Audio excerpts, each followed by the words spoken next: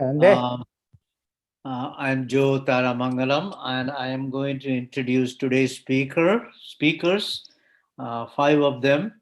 And first of all, let me introduce today's chair. He is there, very visible. Dr. Sunny George, professor at the Kerala Institute of Local Administration in Trichur, Kerala. Our first speaker is Cliff Durant, a long-term friend of mine, the person who introduced me to Cuba. He is very well known. He was a professor of philosophy at Howard University. He also is a founder of the Radical Philosophy Association in the US. And after his retirement, he moved to San Miguel de Allende in Mexico and founded with some friends the Center for Global Justice, a very active center. They have so many programs. Please do feel free to go to their website sometime. Our second speaker is Errol Sharp. He was there yesterday chairing a session, and he is an activist, public intellectual, and publisher based in Halifax, Canada. M.A. Uman, I think known to a number of you. Of course, a good friend of mine, collaborator, well known as a scholar of Kerala development, human development, and so on. And he will join us later today. Our fourth speaker is Professor Gopal Kadekodi, former director of ISEC, Institute for Social and Economic Change in Bangalore, where I was a professor at an earlier time, I think. He is also honorary advisor to Valmi Karnataka, member of National Mission on Himalayan Studies. And our last speaker is Professor Jeevan Kumar, honorary professor, Karnataka State Rural Development and Panchayati Raj University, Karnataka, India. And finally, we will have two scholars who will deliver the concluding remarks. Professor Henry Weltmeyer, I don't see him here. He is very busy these days. He is a professor emeritus at St. Mary's University. Let me say one more thing about him. He's kind of the founding father of what we call international development studies. He was the first person who started a department in international development studies. Now, practically all universities in Canada have such departments. So welcome to Professor Weltmeyer, also a long-term friend and colleague of mine. And finally, we have Joy Elaman, who is also very much there. He is the Director General of the Kerala Institute for Local Administration, based in Trichur, Kerala. And he has been the person behind hosting this at his institute with his very... Thank you very much. And now I let Claire take over. Thank you, Professor Joe Tharamangalam, for introducing the panelists and me and all the participants. Welcome all of you to this program. So we may begin with the presentation by panelist Professor Cliff Durant on social construction and harmony. Welcome, Cliff Durant. Thank you. Glad to be with you this morning. It's morning for me. My topic is socialist construction and commoning. But I don't want to talk about socialism as if it were a system. I want to talk about a socialist transition as a process of socializing the institutions of society. That is a process of transforming institutions away from capitalism toward a collective empowerment of people over their lives. I understand this socializing of institutions in terms of commoning. Commoning is the process by which a self-defined social group comes together to share a resource for their mutual benefit. They then are able to govern it through their collective agency. Commons are socialized institutions that may exist even in a capitalist society, although the commoners have to struggle to protect them from enclosure, privatization, and commodification. Public goods, such as public schools, Social Security, public parks, and streets, are socialized institutions, as are the labor commons of a worker-owned cooperative. Through democratic participation in their governance, commoners are schooled in a social consciousness of a common good. Socialist construction can be understood then as the process of building commons in civil society, contributing to the self-education of commoners, capacitating them to found society anew. This can be done even in a capitalist society, but conditions are obviously more favorable with a socialist state. I take the term social seriously. Social refers to the interconnectedness of humans, an interconnectedness in which all are mutually constituted in and through relations to one another. It is as members of a community that the humanity of each is enriched. The individual identifies with the community. Each shares in a collective identity. I am part of a we. What then does it mean to socialize an institution? To socialize an institution means to direct it toward a common good. Similarly, to socialize human beings is to direct them toward a common good with a sense of responsibility to that larger community with which we identify. To use a musical metaphor, it is to tune it to the common good. Or using a compass as a metaphor, it is to point it toward the common good.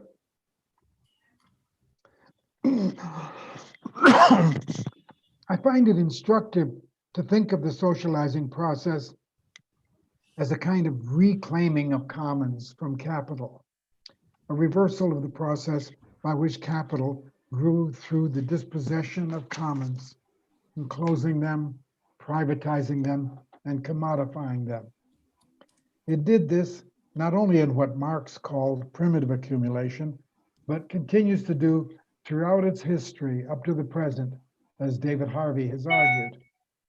Socialist construction can then be conceived of as a reversal of that capitalizing process, as a reclaiming of commons, a socializing of those resources that are useful to human development. Of the resources that contribute to human flourishing, there are some that can do so best when held in common. Institutions are social when they point to human development through the commons. Commons then are shared resources held by a community, governed democratically, and available for use by members of the community. These shared resources are not only land and public spaces, but also the air we breathe, the water we drink, public health facilities, the internet, accumulated human knowledge and culture, and a host of other resources available to all and that can enrich our lives. Capital seeks to privatize these commons so as to profit from them, as we can see wherever neoliberalism has been rampant.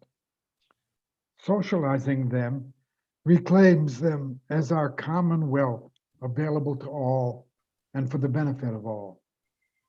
It is because Capital threatens to enclose commons, that to protect them, it is necessary to break the power of capital by also socializing the means of production. Since a commons is held in common by a community, it is managed by that community so as to assure access and sustainability. Whether the rules by which it is governed are customary or are enacted laws and regulations, they issue from a participatory process to which the commoners consent, and in that way is democratic. How is the democratic governance of a commons possible? By democracy, we understand the possibility of joint decision-making for collective action for a common good. Democracy depends on a collective agency, and that requires a collective identity. That is, the commoners must identify themselves as a community sharing the common resource, and thus feel a commitment to its proper governance. This is the foundation of a democratic governance of the commons. These are precisely the conditions that obtain in worker cooperatives. There is an awareness of a shared interest in the success of the collective project because of the interdependence experienced daily in the workplace. All for one and one for all is a lived reality. The institutional structure of the cooperative engenders a social consciousness, a socialist consciousness. A cooperative is basically a labor commons in which the members pool their labor in a common good. In a capitalist workplace, labor is also pooled only under the domination of the capitalist and for his benefit. In a cooperative, the labor commoners govern their own collective efforts for their common good. But the socialization of labor aims to also take into account a larger common good, that of the community. The socialization of labor in a cooperative is important in socialist construction because it embeds values of cooperation and commitment to a shared well-being into daily work life, thereby fostering a social consciousness, a socialist consciousness. Cooperatives are little schools of socialism. This governance can take place on different levels, depending on the scope of a given commons. The commoners in a workplace are the workers who make up the cooperative. The commoners in a neighborhood can be the residents who share a space in the city.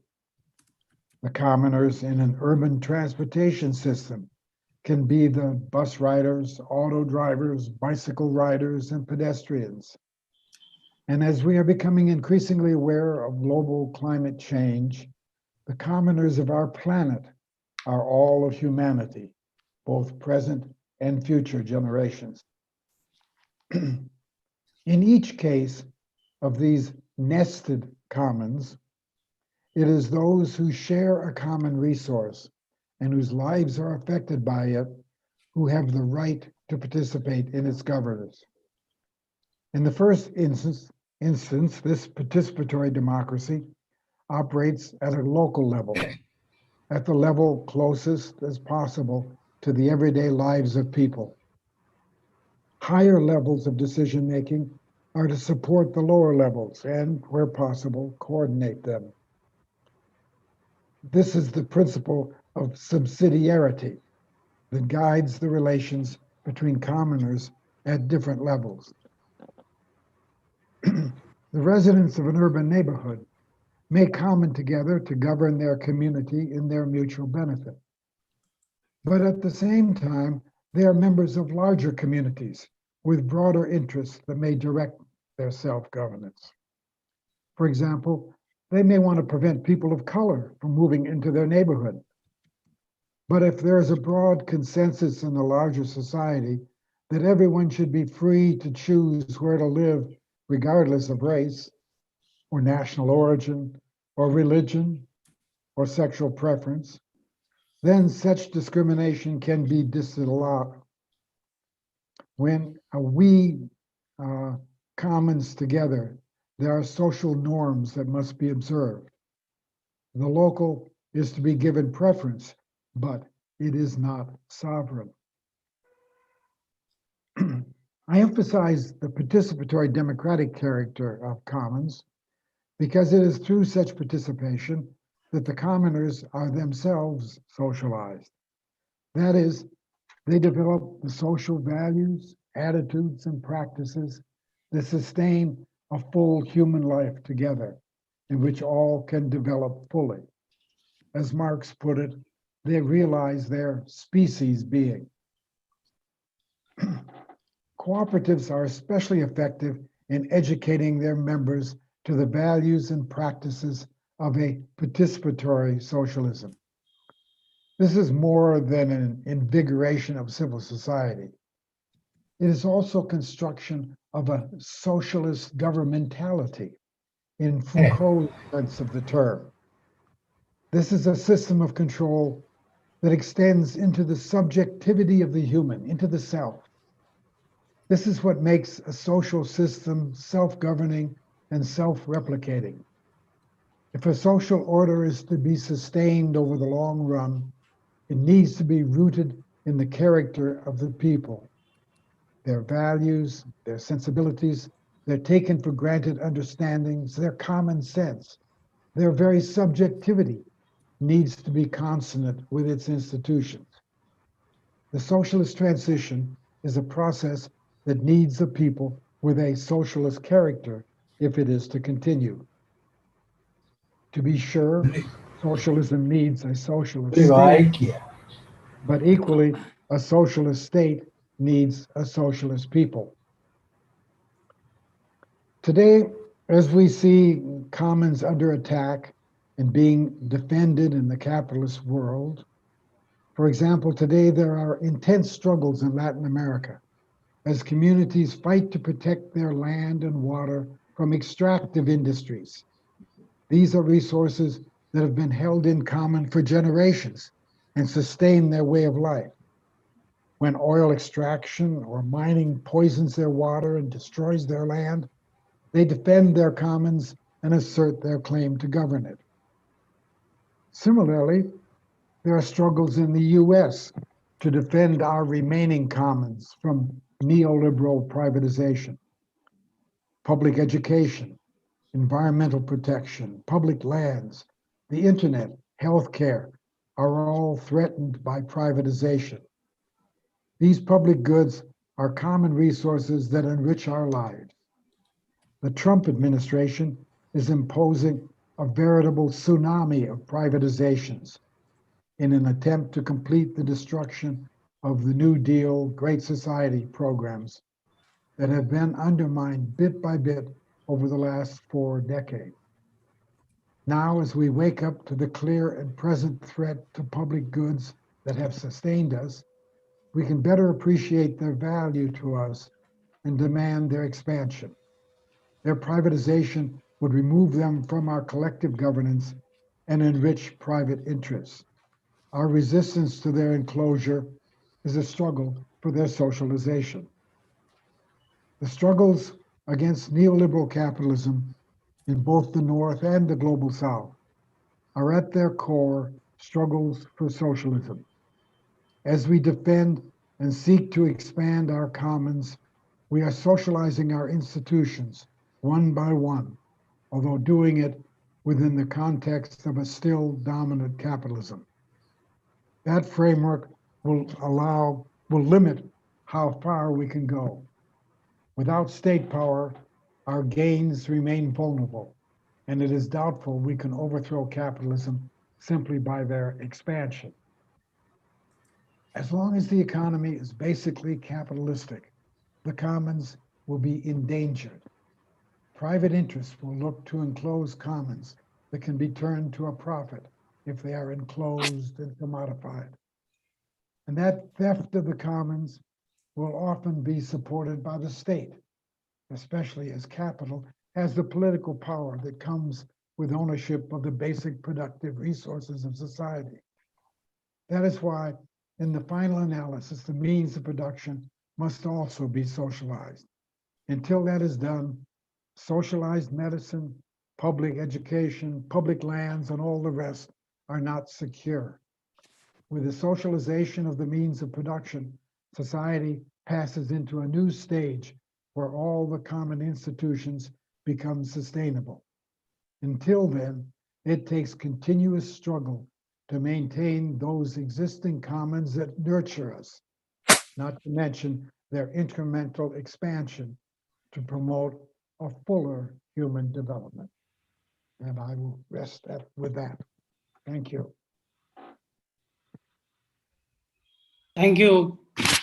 Thank you, sir, for introducing in a very detailed manner the concept of social construction and commoning. You have emphasized the need for collective agency, socialized institutions. So there are public goods, and we need social security, parks, air, water, everything under the common system, commons, so that it will be shared among the people. So you have highlighted the fact that democracy depends on collective agency and collective identity.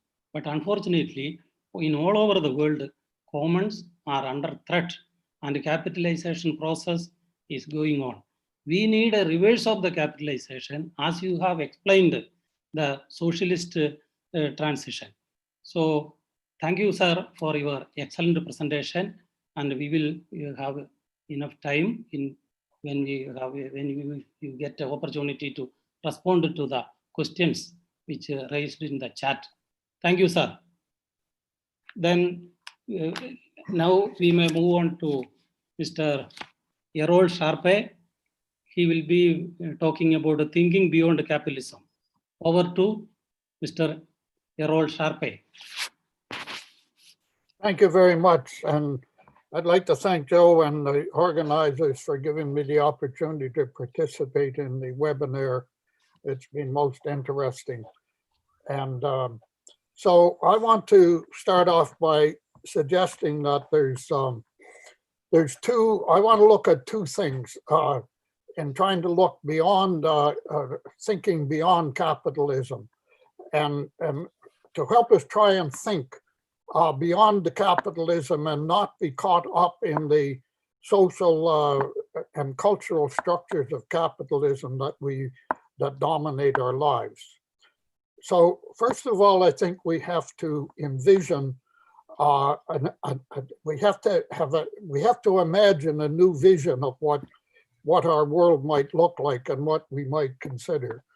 In the last little while under the COVID pandemic, I think that we've come to a kind of a heightened consciousness of some of the incredible limitations and so on within capitalism, and have come to some understanding of how we have to collectively work together in order to be able to overcome not only the crisis of the pandemic, but the crisis of capitalism itself.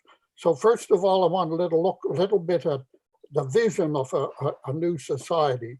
And then the second thing that I think is necessary to this whole process is we need to look at new structures, new forms of organization that will provide an opportunity for people to participate in the society in which we live. So Jeremy Seabrook, in a book called The Song of the Shirt, points out that just as industrial capitalist society called forth a new kind of human, so too will post-capitalist society. Just as industrial capitalist society could not be built on the values and beliefs of the traditional agrarian societies, a new post-capitalist society cannot be built on the values and beliefs of the current day consumer capitalism. Karl Marx tells us that it is not the consciousness of people, he said men, that determine their existence, but their social consciousness that determines their social existence that determines their consciousness. In another book that we published by Jeff McCormick and Tom Workman called The Servant State, they argue that while policy changes may alter the visible landscape, the actions of the capitalist states are always directed to achieve the same goal, that of creating the optimal conditions under all circumstances for the accumulation of capital. It is this state of affairs, that social existence, that dominates our present worldview. Today, the convergence of capitalist economic crisis, the ever more visible signs of environmental collapse, the massive unrest around the Black Lives Movement, and the devastation brought by the coronavirus point toward a new heightened conscience about our social existence. Here I'm not looking for a prescription, because I think that the prescriptions that we've had in the past haven't worked for us. Past prescriptions have been problematic.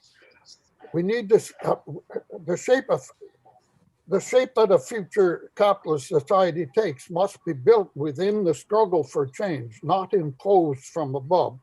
It must be made clear that because conditions differ from one part of the world to another, one country to another, one region to another, there is no one shoe fits all approach. And if we take that approach, we are doomed to failure. A part of that vision is that a new society would be massively decentralized, a society where decisions affecting people at a personal and micro level would be embedded in their immediate communities and regions. This would allow people to actively participate in making decisions that allow,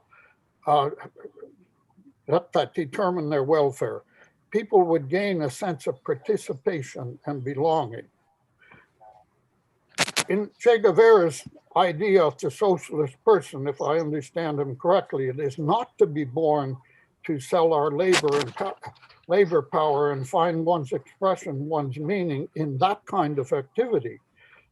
The person finds expression of oneself as a contributor to the common good. This then becomes a reflection of the self that is understood by the individual and that is seen by others. In addition to Guevara, I want to draw a little on the Bolivarian idea of living well as opposed to living better, and the indigenous philosophy of the commune and communal use of land and resources. Guevara understood that structural change alone could not bring about a socialist society. For that to happen, people had to change, and this is where we see these two coming together. But this is not easy. Capitalist principles are so deeply ingrained in our minds that we have a hard time conceptualizing a society, a pattern of thought that would be different. Even when we talk about injustice, inequality, racism, sexism, etc., we seem only to be able to see a solution in some kind of reformed capitalism. We live in a me-first society.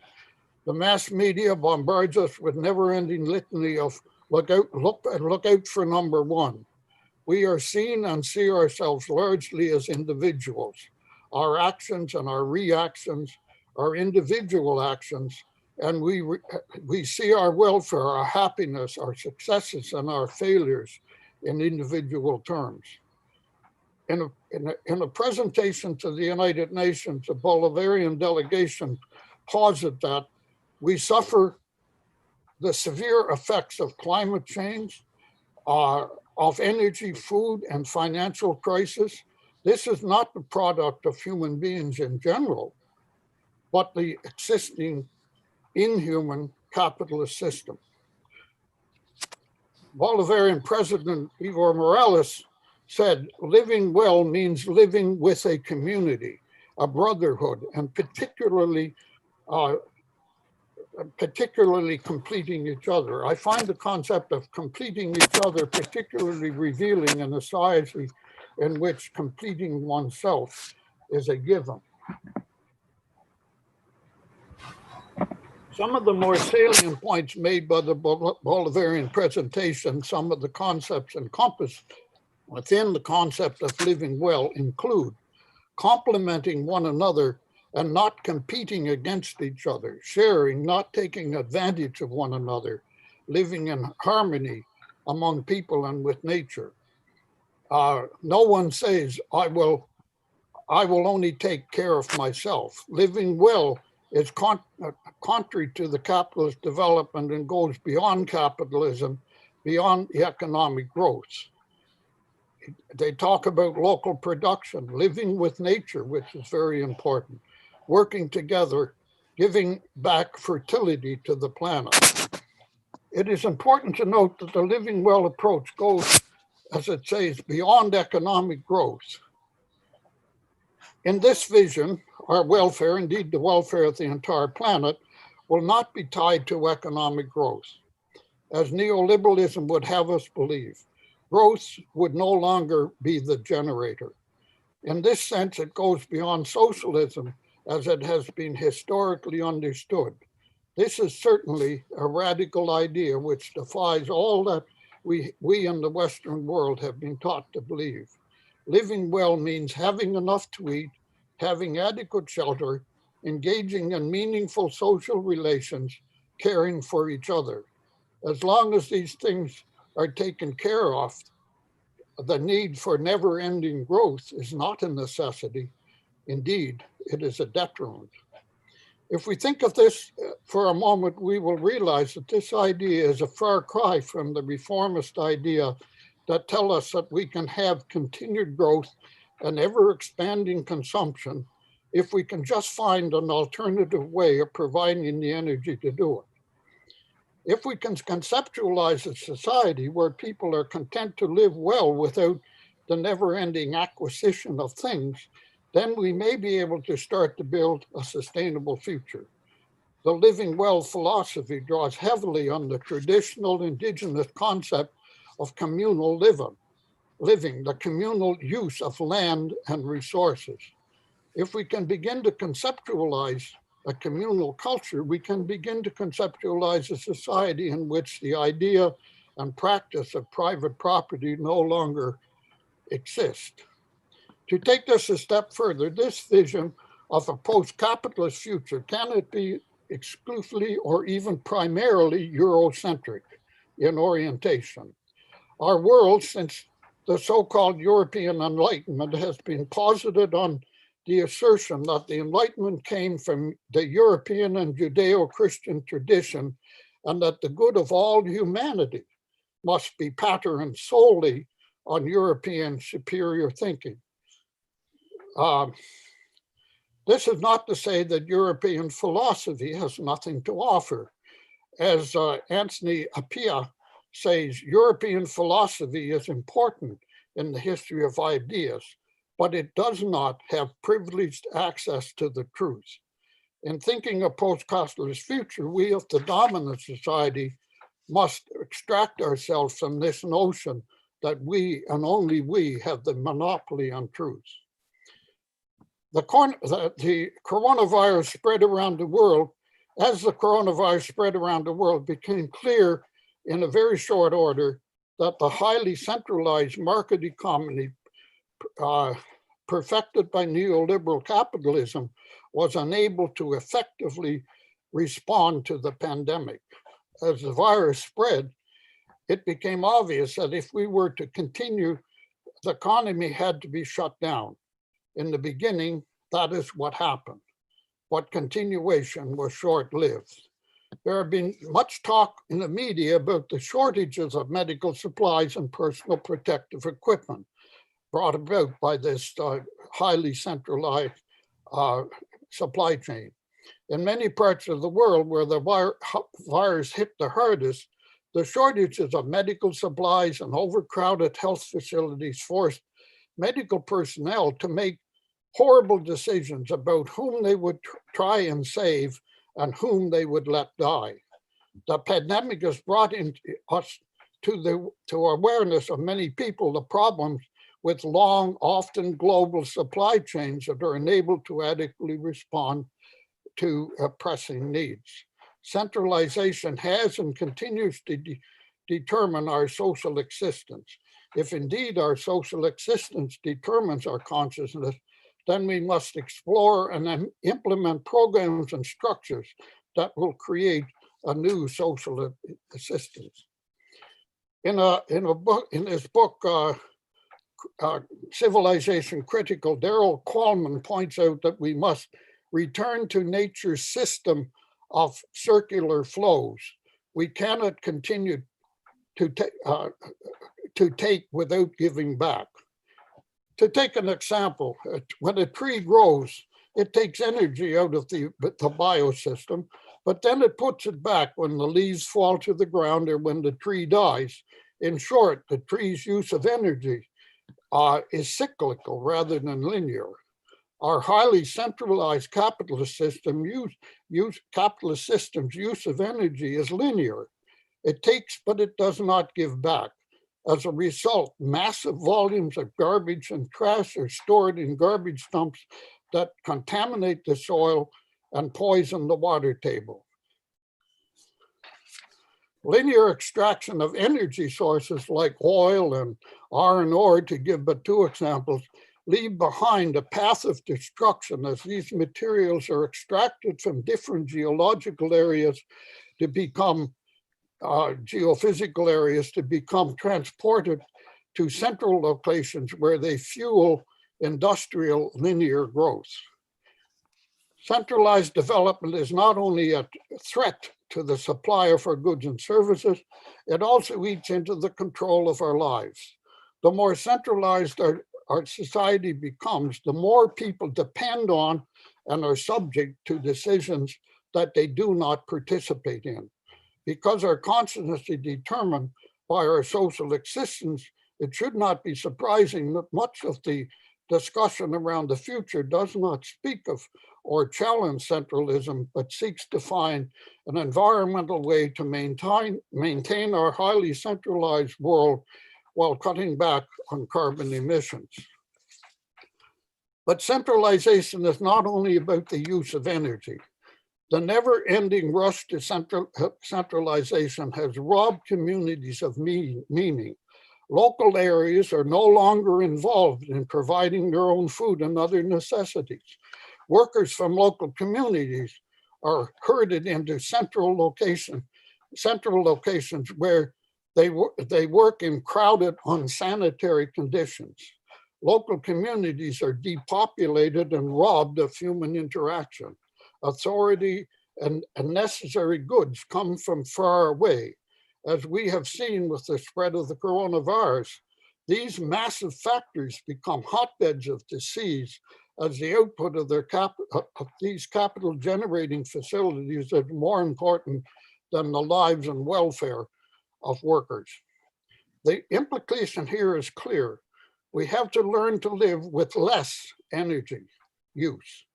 But living with less energy is not enough. We have to create a society where the use of energy is cyclical. This means not only replacing carbon energy sources, but also restructuring society. What would this restructuring look like? What about co-ops as a possible model?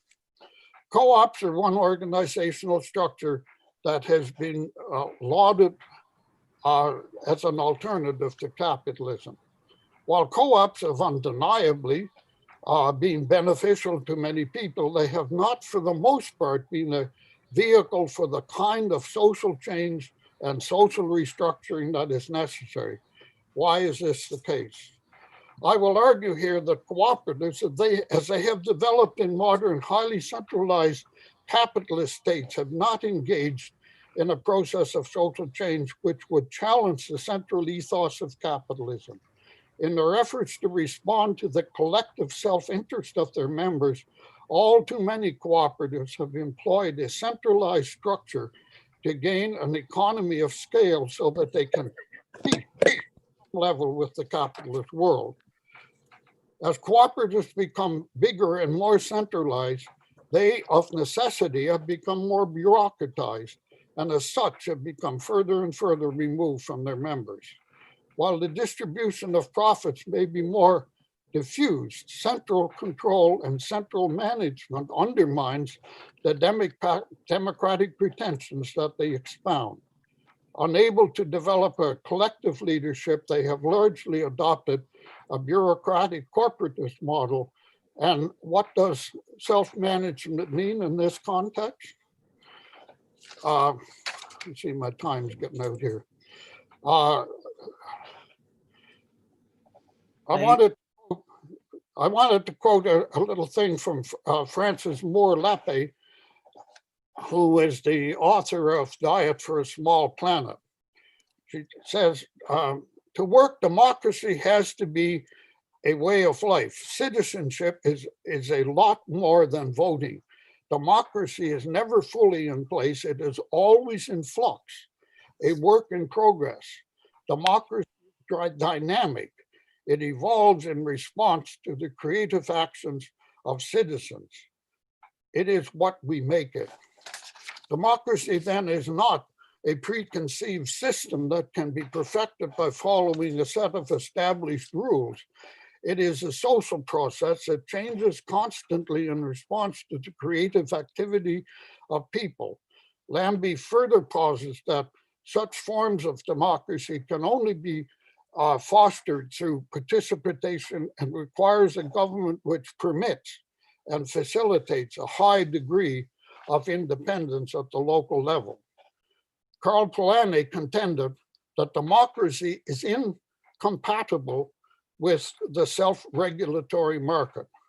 How then do we build a new society that is participatory, a society where people meaningfully engage in social activities, that determines politics, that determines the policies that affects their lives? In a word, society and economic system must be decentralized.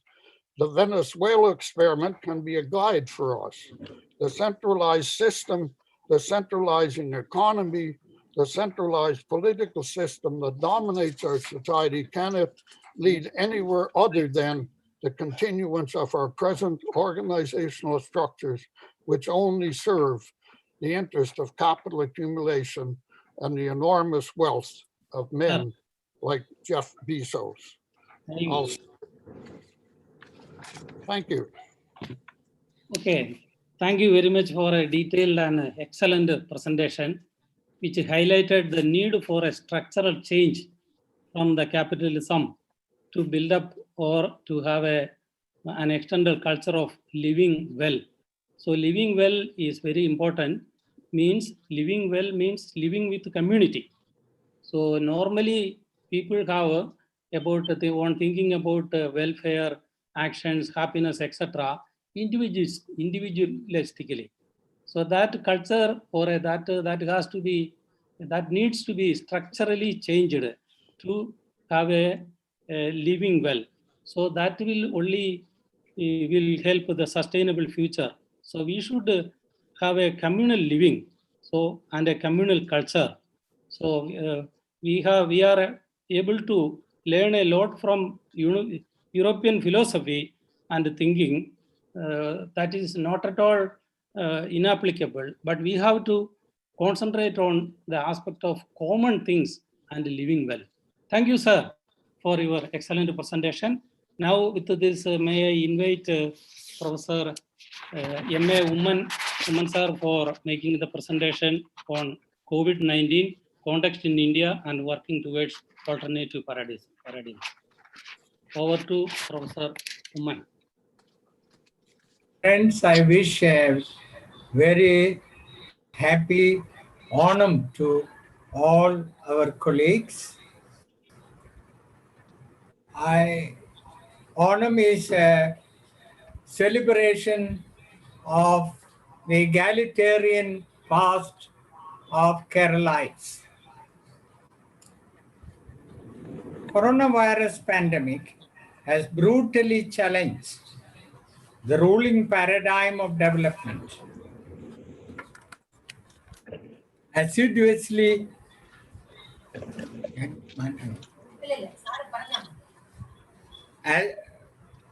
and the ruling paradigm of development, assiduously nursed by a large number of social scientists and policy makers the world over.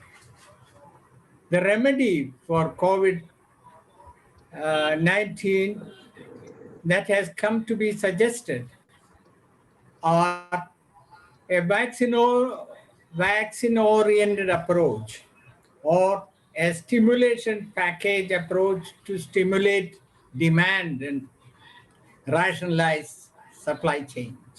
This, I believe, is a reductionist approach in the quest for alternative paths.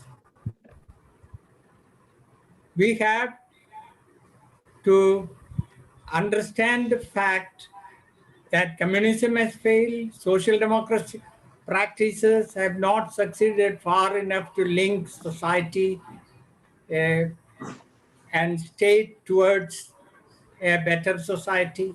The real question is, can we transcend capitalism?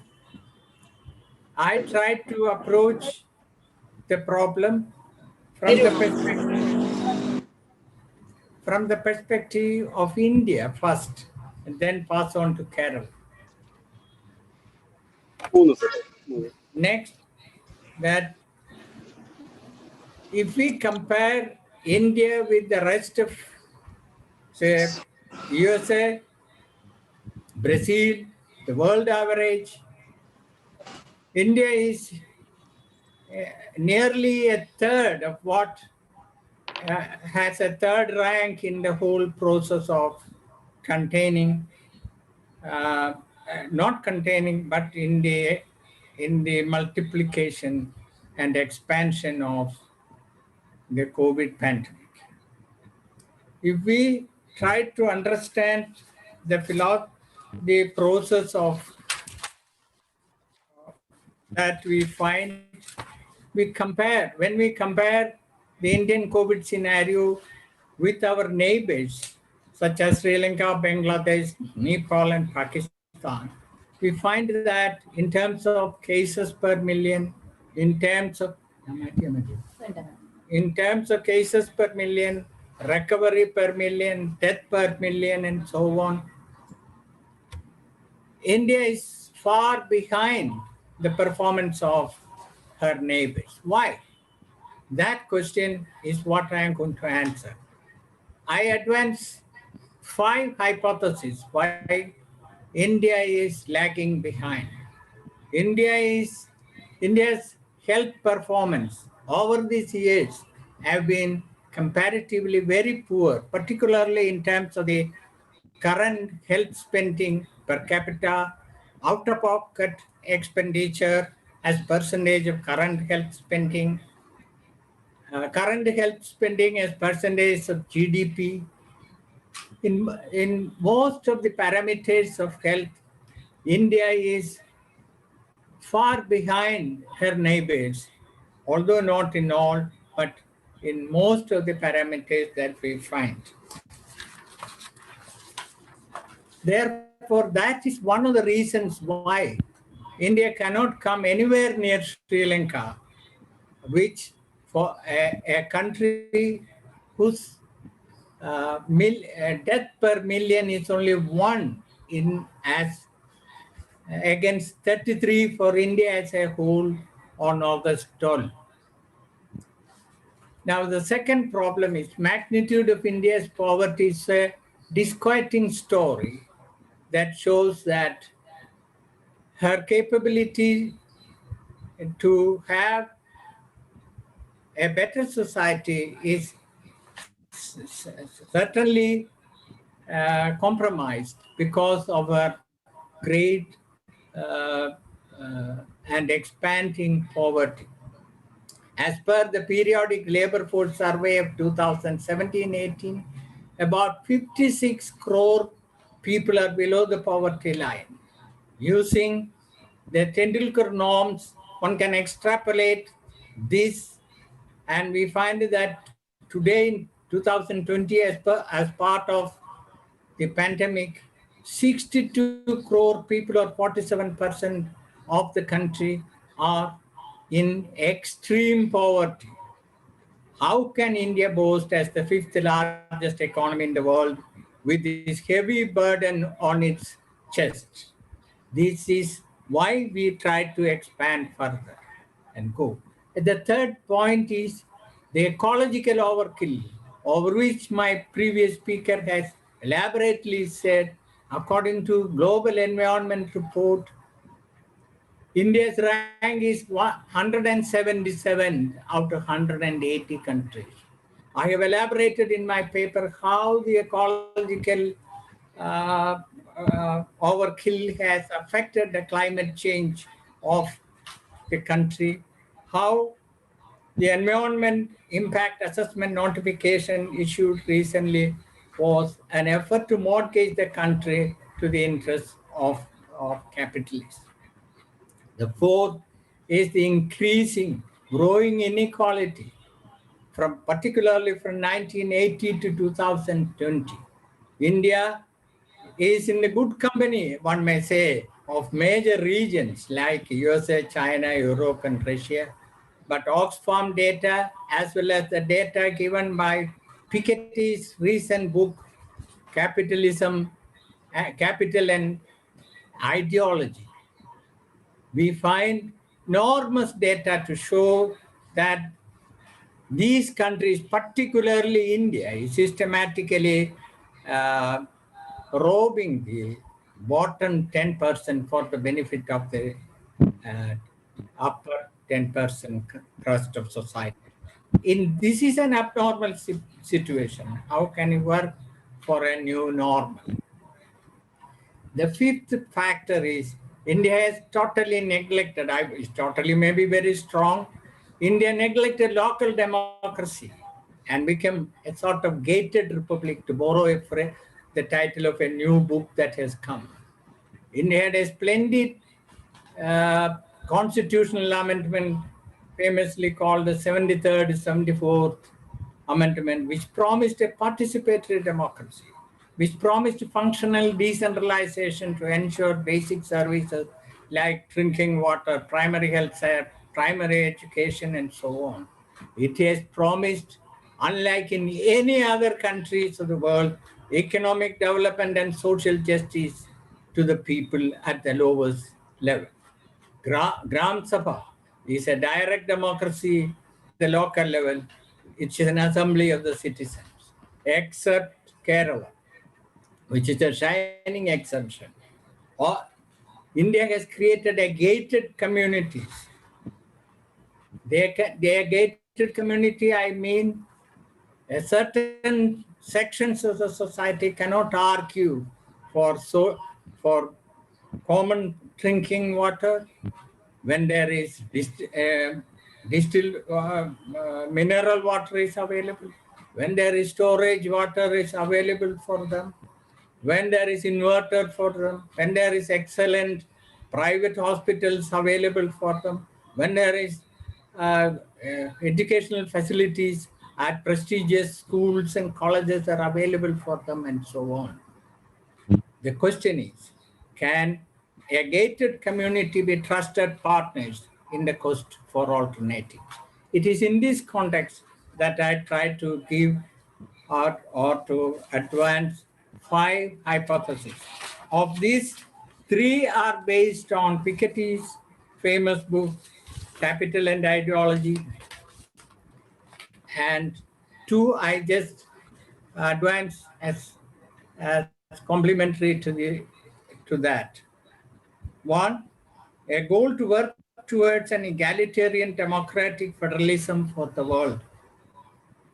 Piketty presents a model of equity, social ownership, educational justice, and power sharing, etc.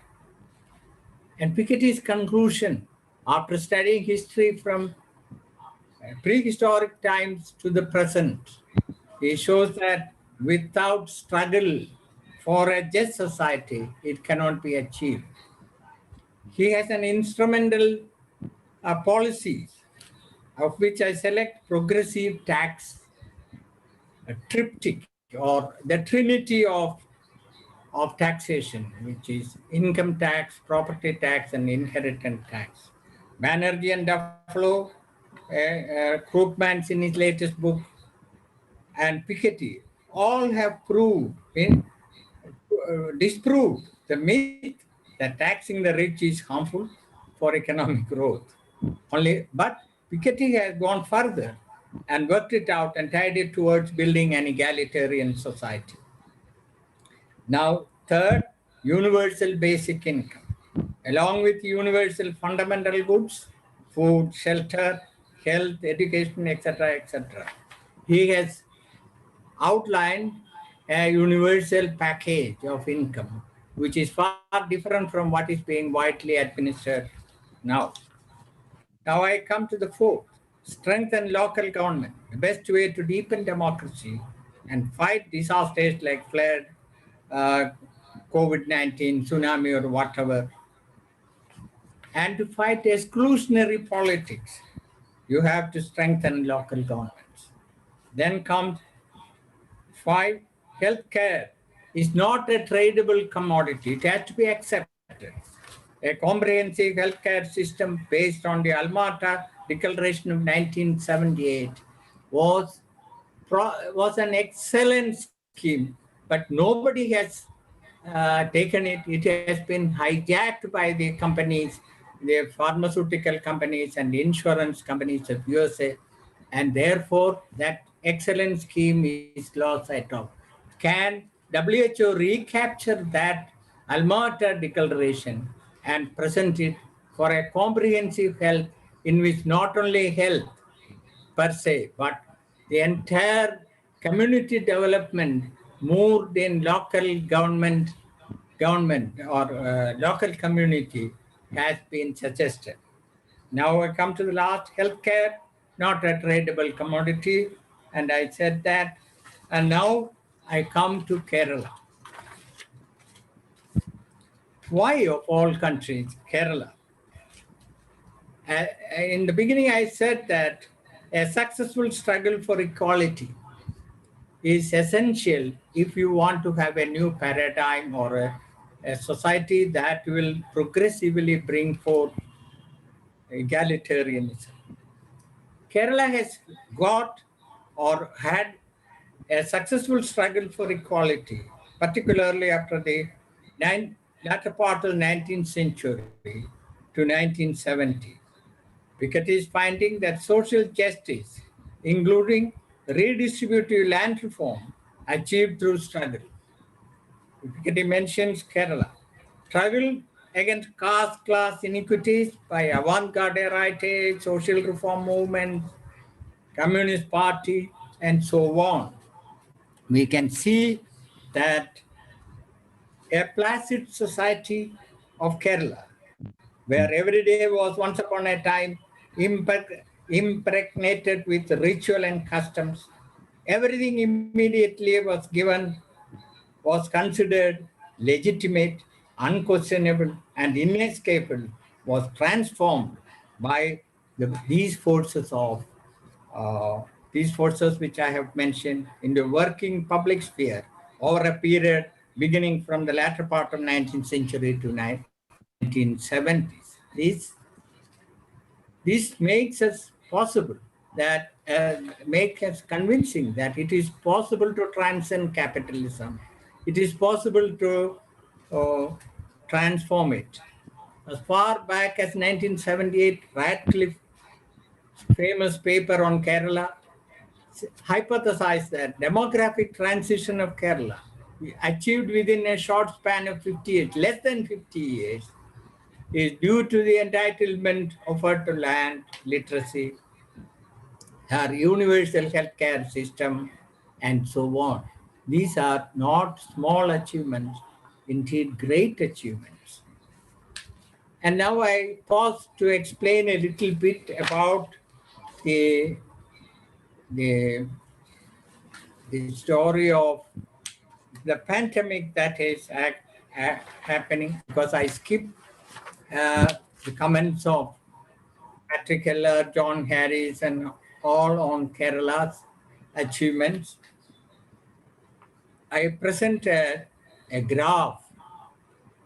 Of course, the COVID has mortally affected the economy of the state, but the magnitude of it is so violent, I may say, that has violently affected the society.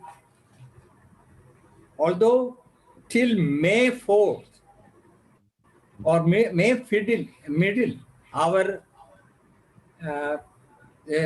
the increase in the COVID cases was very slow, and much of it is because it was imported.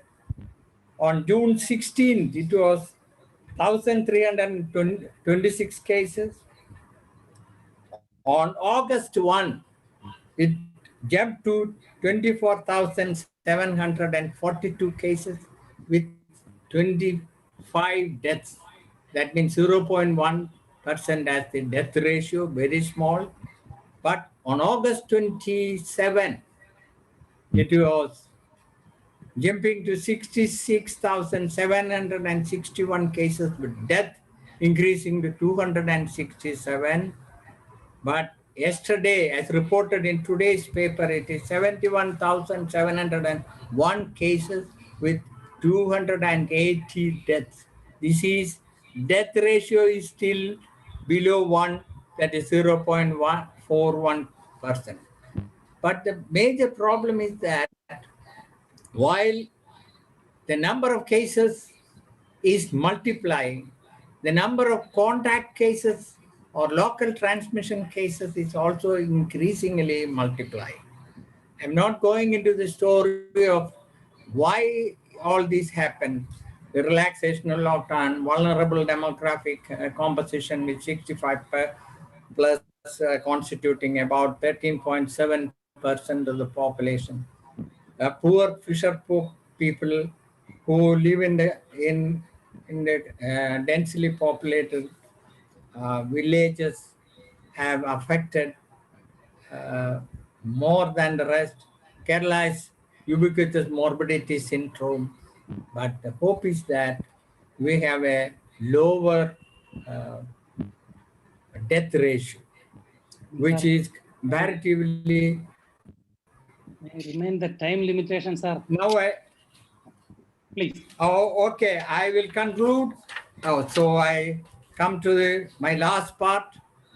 What lessons can Kerala tell to the world in the quest for alternatives? The tadpole philosophy of R.H. Tony, which is sarcastically said, the tadpole philosophy is that the world development paradigm has now categorized development into underdeveloped, developing, and developed. Here, the tadpoles of the world are asked to develop into the developed. This is the tadpole philosophy. Kerala has exploded this myth by showing that even with low per capita income, you can achieve tremendous human development achievements. Another point is COVID-19 shows that the Malayalam proverb that rheumatism attacks the weakest spot. That means Eliyadam Kandu Vadam Kochu. That means rheumatism attacks the weakest part in the body.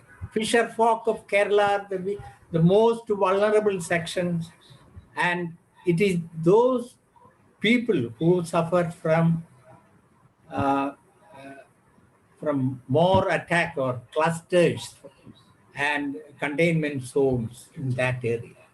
The third is external vigilance via public reasoning, or what Patrick said the other day in our webinar is that embedding state in civil society is the price of maintaining a dynamic democracy. At the same time, rent-seeking politics is the euthanasia of democracy.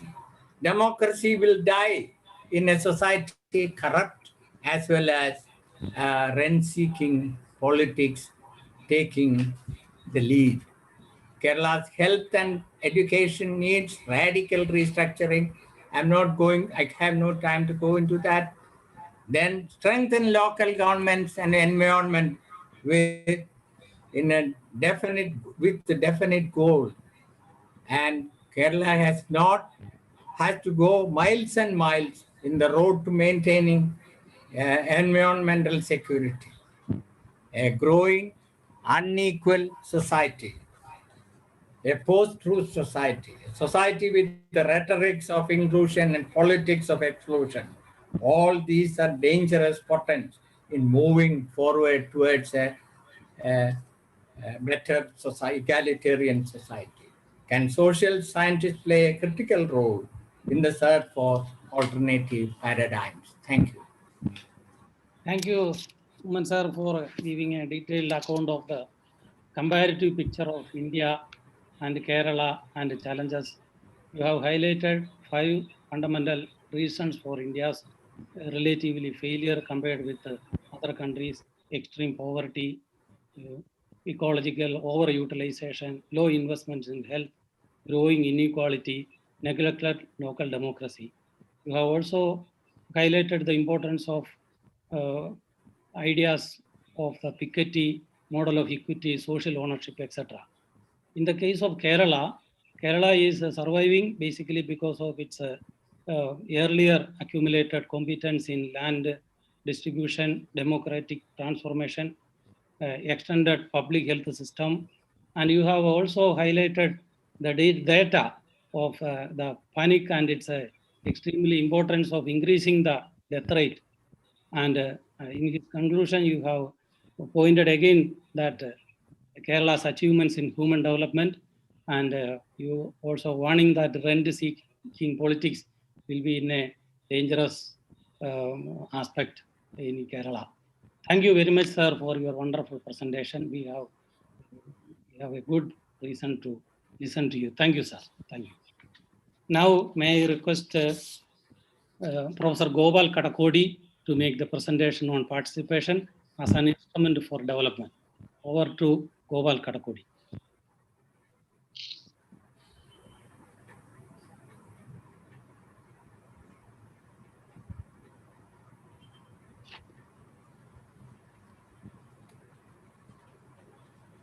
Shante. Henry.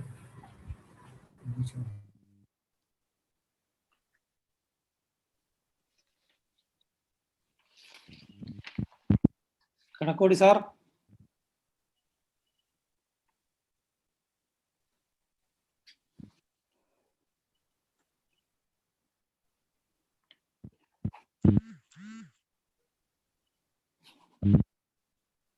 Sir, I think, sir, you can switch off your video so that your connection is better.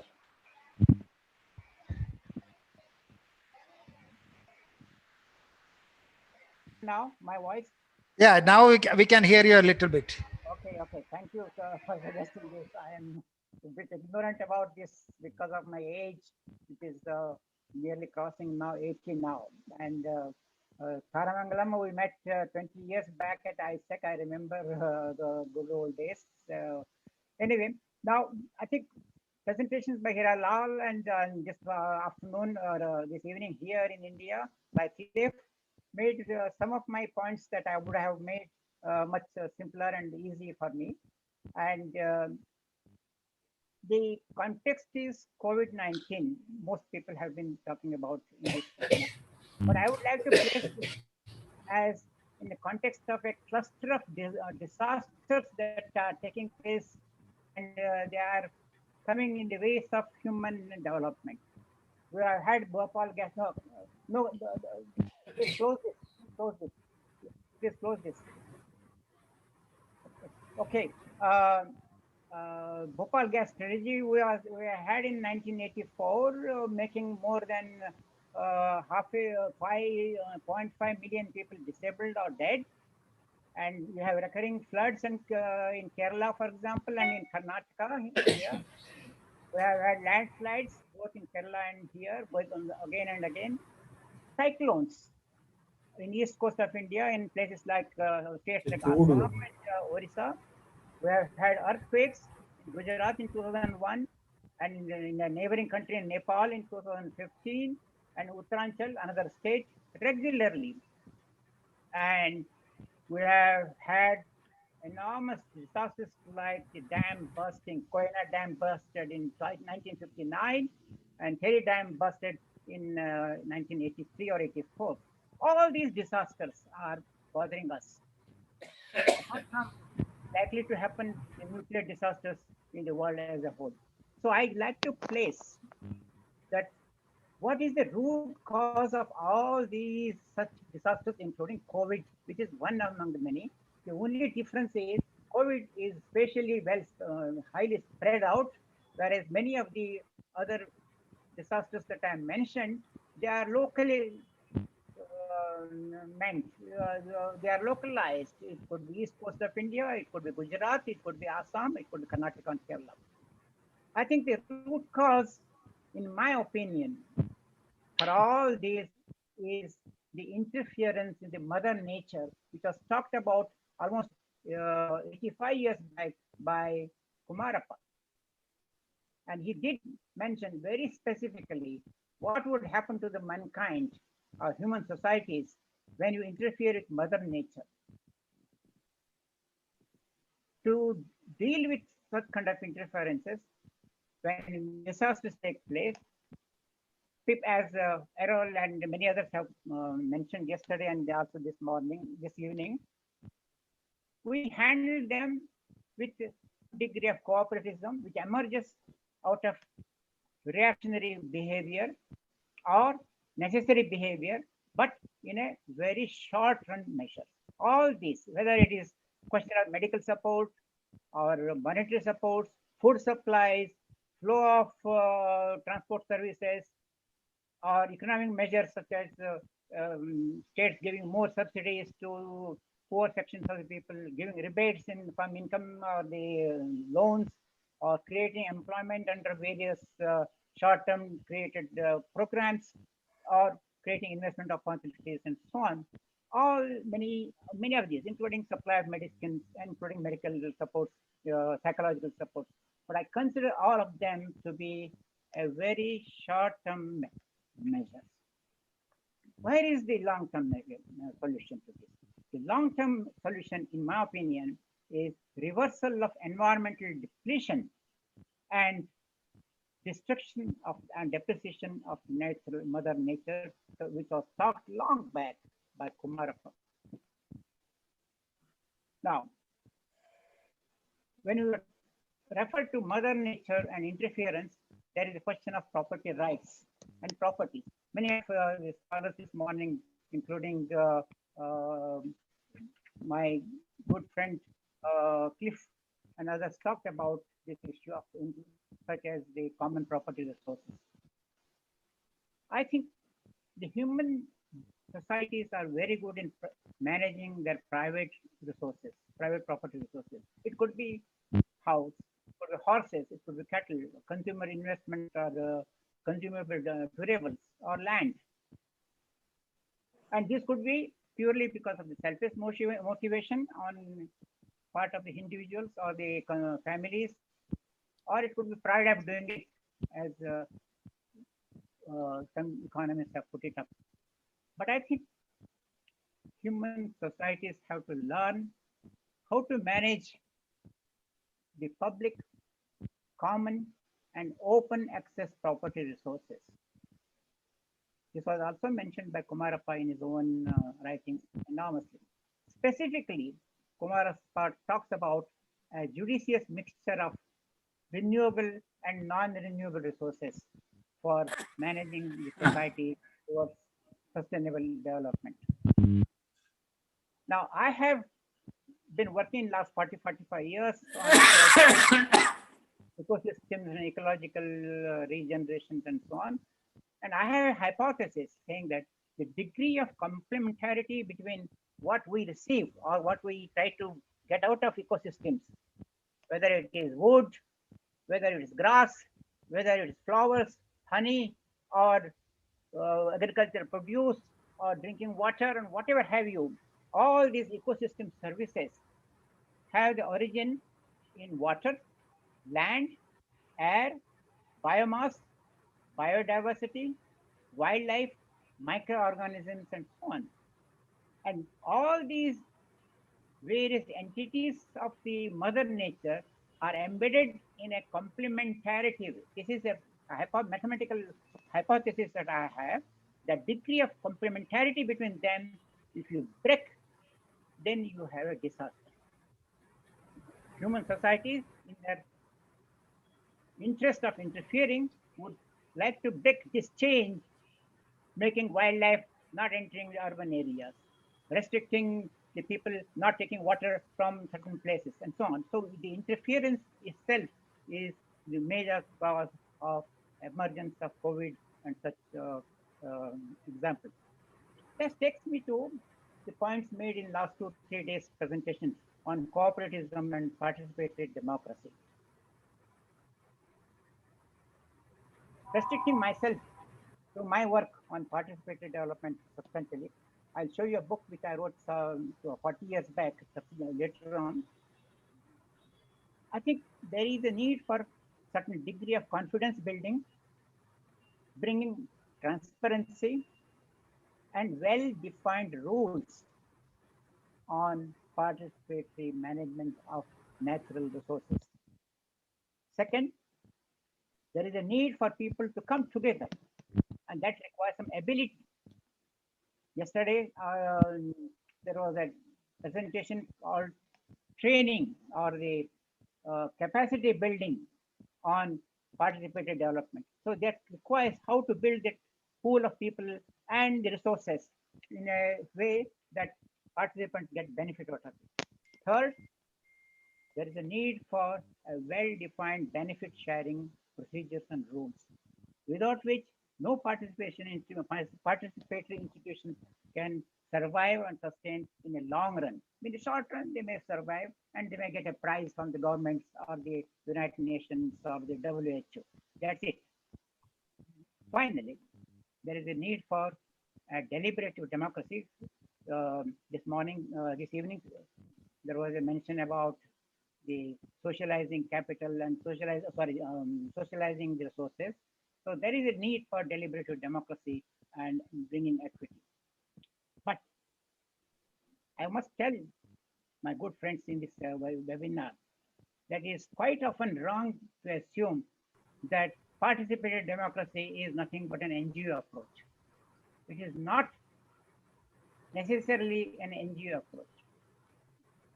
Take the examples of Kutumbashree in Kerala. Take the examples of self-help groups in many parts of the country, in India and abroad.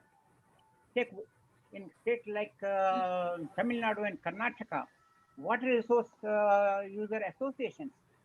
They are all instances of hand-holding, which, as I hear it from Kerala, therefore yesterday, hand-holding between representative management or representative government and participatory development.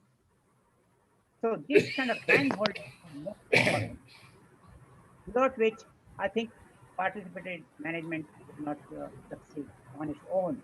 In this case, it is not necessarily to be spelled out as a non-governmental approach, and the state has eminent domain character, and state will do whatever it is possible to do. I think that's wrong. This hand-holding, I was looking for examples in India. I consider in India we have a major program called the Mahatma Gandhi National Rural Employment Guarantee Program scheme. I consider this is one of the illustrative an approach towards this hand-holding between the state or the representative government and participatory institutions. How do I say so? I say because there is equality between the wage earners. There is no gender discrimination among the wage earners. There is no caste discrimination. It gives you the dignity of life for those who participate in the wage earning process, and all wages are equal. The people in the village where the Mahatma Gandhi National Rural Employment Scheme is working, they can voice their interest of what they want.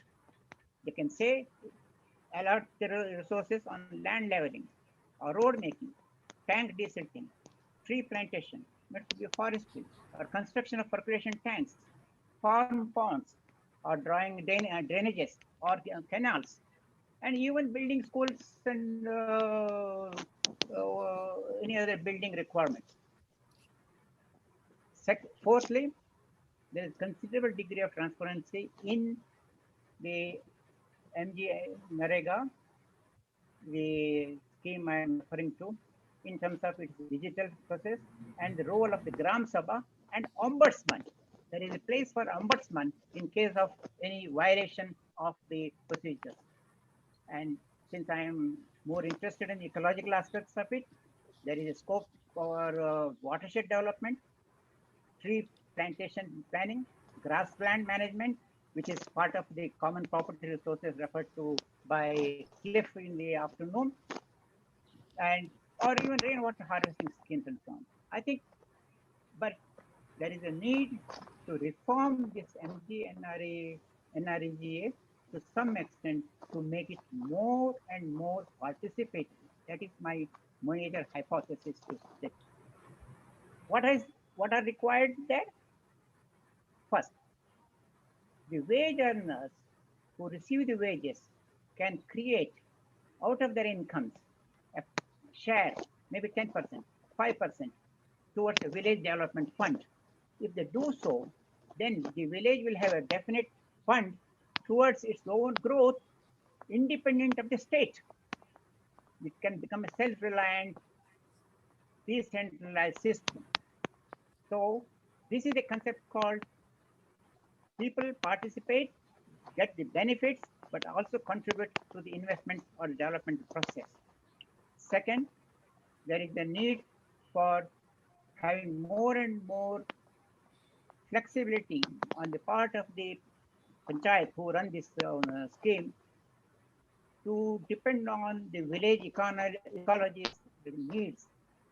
In a dry land, try to create all such water harvesting systems to increase the water availability. In a rain-fed area, see that how more drainages are drawn so that there are no floods. So this way, the more flexibility of allocating the resources are necessary. And finally, the process of Gram Sabha and Ombudsman should be more strengthened.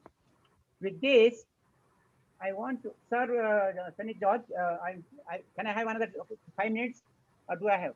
Time is very limited. Okay, I asked Marish to open the screen and show a slide. I want to talk about 4 questions. These are shown here. First question is, how do the villagers come together? What are indicators of participation by villagers in a society's management? Second question is, what prompts a family to participate, particularly at an individual level? And the third is, what is the possibility of replication of participatory institutions and a larger scale? It is a question of scaling. Economists are very concerned about scaling of the developmental processes, and this is an important question even under the participatory development. Fourth, which is the last question I am posing, is how to bring in more and more transparency and benefit sharing as a minimum condition. Next slide, you can skip the next slide number 3, go to slide number 4. Here, I am presenting, based on my work in last 45 years, 3 state situations. The state names are Haryana, Jharkhand, and Uttaranchal, shown at the top there. And on the left, you will see various indicators of the community or the society, villagers' participation, and they are classified as social and economic. And using data from 385 villages, it is shown at the bottom there. You can see it at the bottom.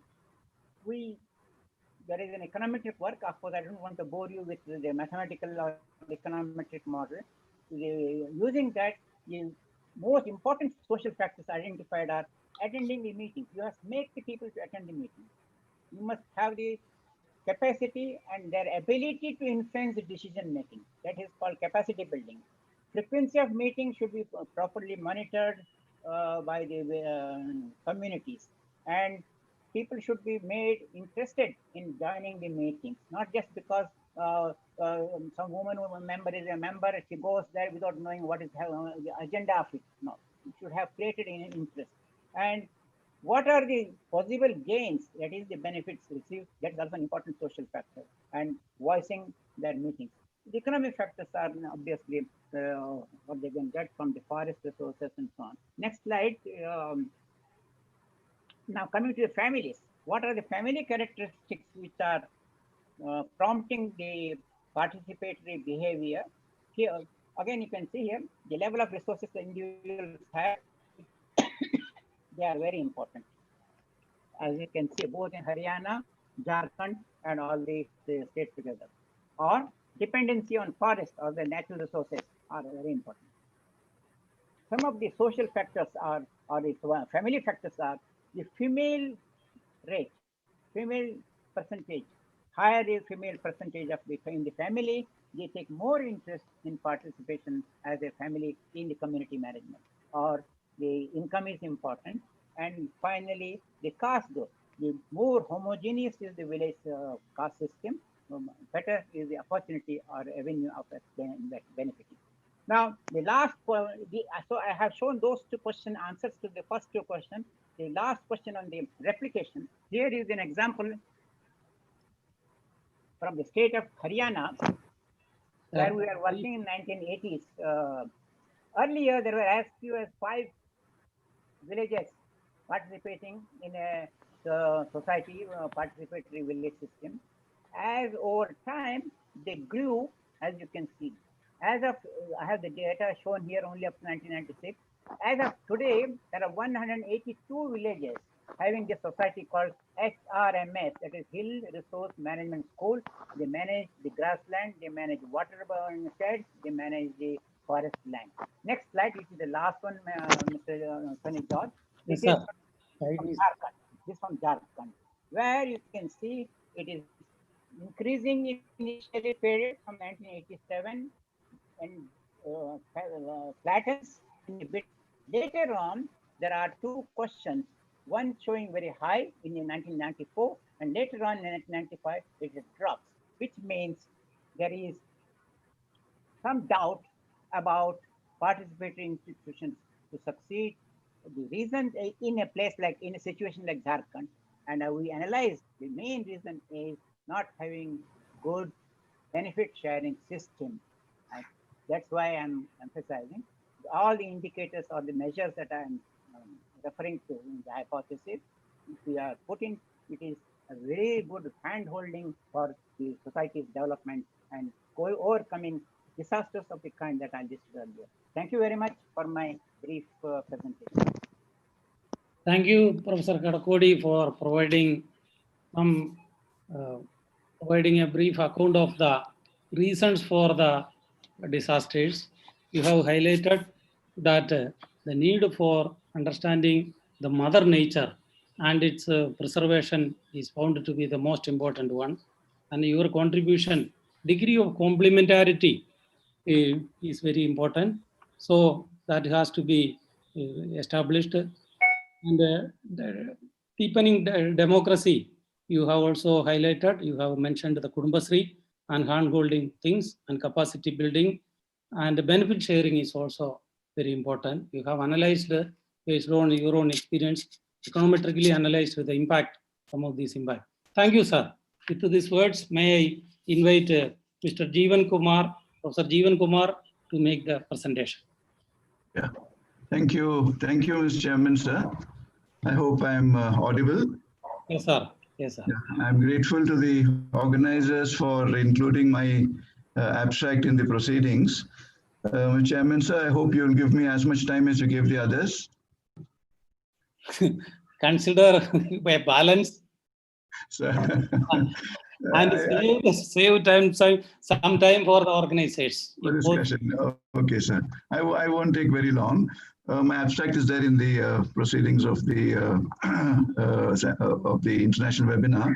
My paper is titled Platform Cooperativism in the Social and Solidarity Economy. My paper is set against the background of multiple crises in the recent past, be they social, be they economic, be they environmental.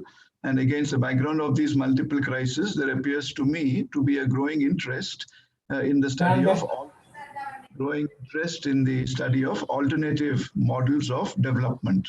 Among these alternative models, I think one notable alternative is what we are calling as the SSE, the social and solidarity economy.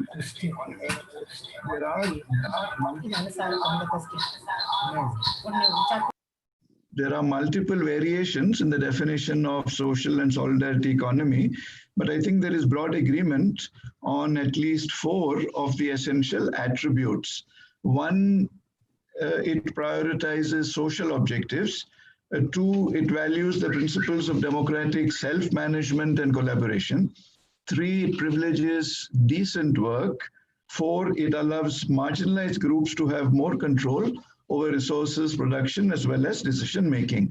Now, in this economy, the social and solidarity economy, we find cooperatives, we find self-help groups, we have community-based organizations, we have associations of informal economy workers, we have self-provisioning NGOs, we have quite a few of the organizations which we are quite familiar with.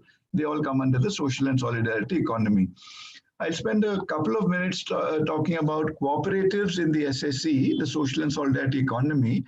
Cooperatives, to my mind, figure very prominently under this network. Cooperatives, of course, are not new. They've evolved considerably, but now they come in a variety of forms, spanning different sectors. A cooperative, as we know, let us remind ourselves, is an autonomous association of persons united voluntarily to meet their common economic, social, and cultural needs and aspirations through a jointly owned and democratically controlled or operated enterprise. This we must keep in mind here.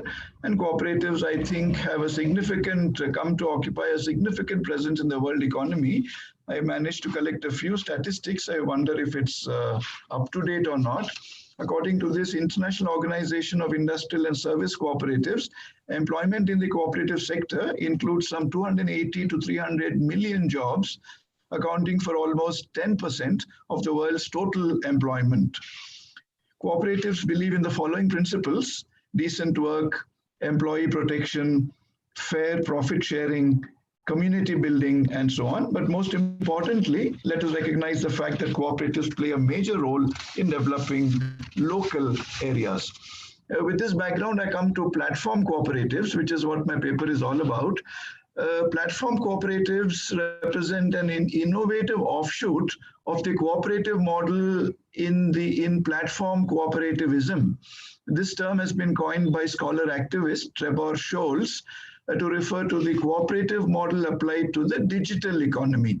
According to Trebor Scholz, platform cooperativism follows the same principles as traditional cooperativism, but there are 2 major differences. 1, business transactions are conducted on digital platforms, such as websites or mobile apps. 2, due to the interconnected nature of the digital economy, platform cooperatives are said to be more efficient in fostering collaboration among their own members, as also in networking among different cooperatives. The point that I'm emphasizing here is that platform cooperativism offers itself as an alternative to platform capitalism. In case we are not familiar with platform capitalism, I'll spend a couple of minutes talking about platform capitalism before I go back to platform cooperativism. Platform capitalism comprises businesses that act as intermediaries to facilitate the sales of goods and services, such as ride-sharing apps like Uber. All of us are familiar with Uber, ride-sharing app Uber, or even home-sharing apps like Airbnb. These are more popular, among us, but we're also familiar with the other digital apps like Apple, Microsoft, Facebook, Amazon, and so on. What I'm flagging here is the fact that now these intermediaries themselves own and maintain no assets. They need not invest in infrastructure. They have no assets. These are logistic companies where all the participants are paying up the middlemen. Now, many workers and consumers are attracted to platform capitalism because of short-term benefits. And what are the short-term benefits? Flexible employment, low cost of goods and services. So we're all attracted to this, be they workers or be it as consumers. We're attracted to platform capitalism for some of these reasons, but we are not bothered about the negative implications of this business model. And I'll just flag one important negative implication because of a shortage of time. Platform capitalism is increasing social inequality. Platform capitalism is increasing economic inequality among a host of other negative implications. I'll just expand this point a little more. Look at how workers are, signed on as independent contractors. They can't even, they don't call them workers deliberately.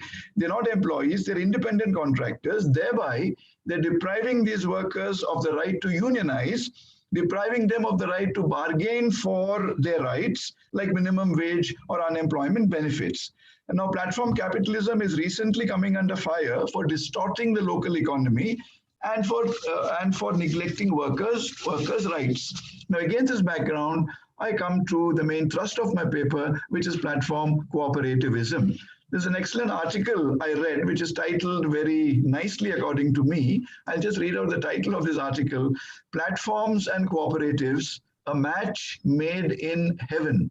There's a title of a very interesting article. You must go through that, where it says platform cooperativism offers an enticing new frame within which to view a future platform mediated world. There's no running away from the fact that our future world is going to be platform mediated. And I think COVID-19 is highlighting this much more than ever.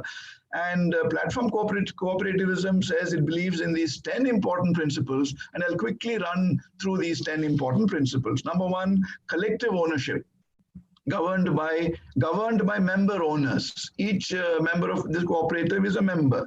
Number two, decent pay and income security. Number three, transparency and data portability. Four, appreciation and acknowledgement of the role of each participant in this cooperative. Number five, co-determined work. It's all decided in advance, co-determined by everybody together. Number six, a protective legal framework. Number seven, portable worker protections and benefits. Number eight, protection against arbitrary behavior. Number nine, rejection of excessive workplace surveillance. This has become a huge problem today, workplace surveillance. They reject this, at least excessive workplace surveillance. And 10, the right to log off. You're not happy in being a member of the cooperative, you can log off. Now, each of these 10 principles I can elaborate, but for shortage of time, I'm not doing that. In case there are clarifications, I can refer to them. Now, platform cooperativism today faces two big challenges, many challenges. I'm flagging just two of them. One is the sourcing of capital. Where do platform cooperatives get their money from, get their capital from? Platform cooperatives are not attractive to traditional venture capitalists and to technology investors, and we have to acknowledge this. They depend on many other sources of funding. It could be crowdfunding, it could be cooperative banks and so on, but money is not forthcoming. This is a huge challenge for platform cooperatives. The second big challenge is the building and maintaining of technology. And here again, they require a lot of help. I'm not going into details. I'll make a few recommendations before I come to my concluding observations. According to me, new funding structures that can provide alternatives to the venture capital funding model needs to be found so as to sustain these cooperatives. Number two, formation of federated structure will help these cooperatives to be able to organize themselves better.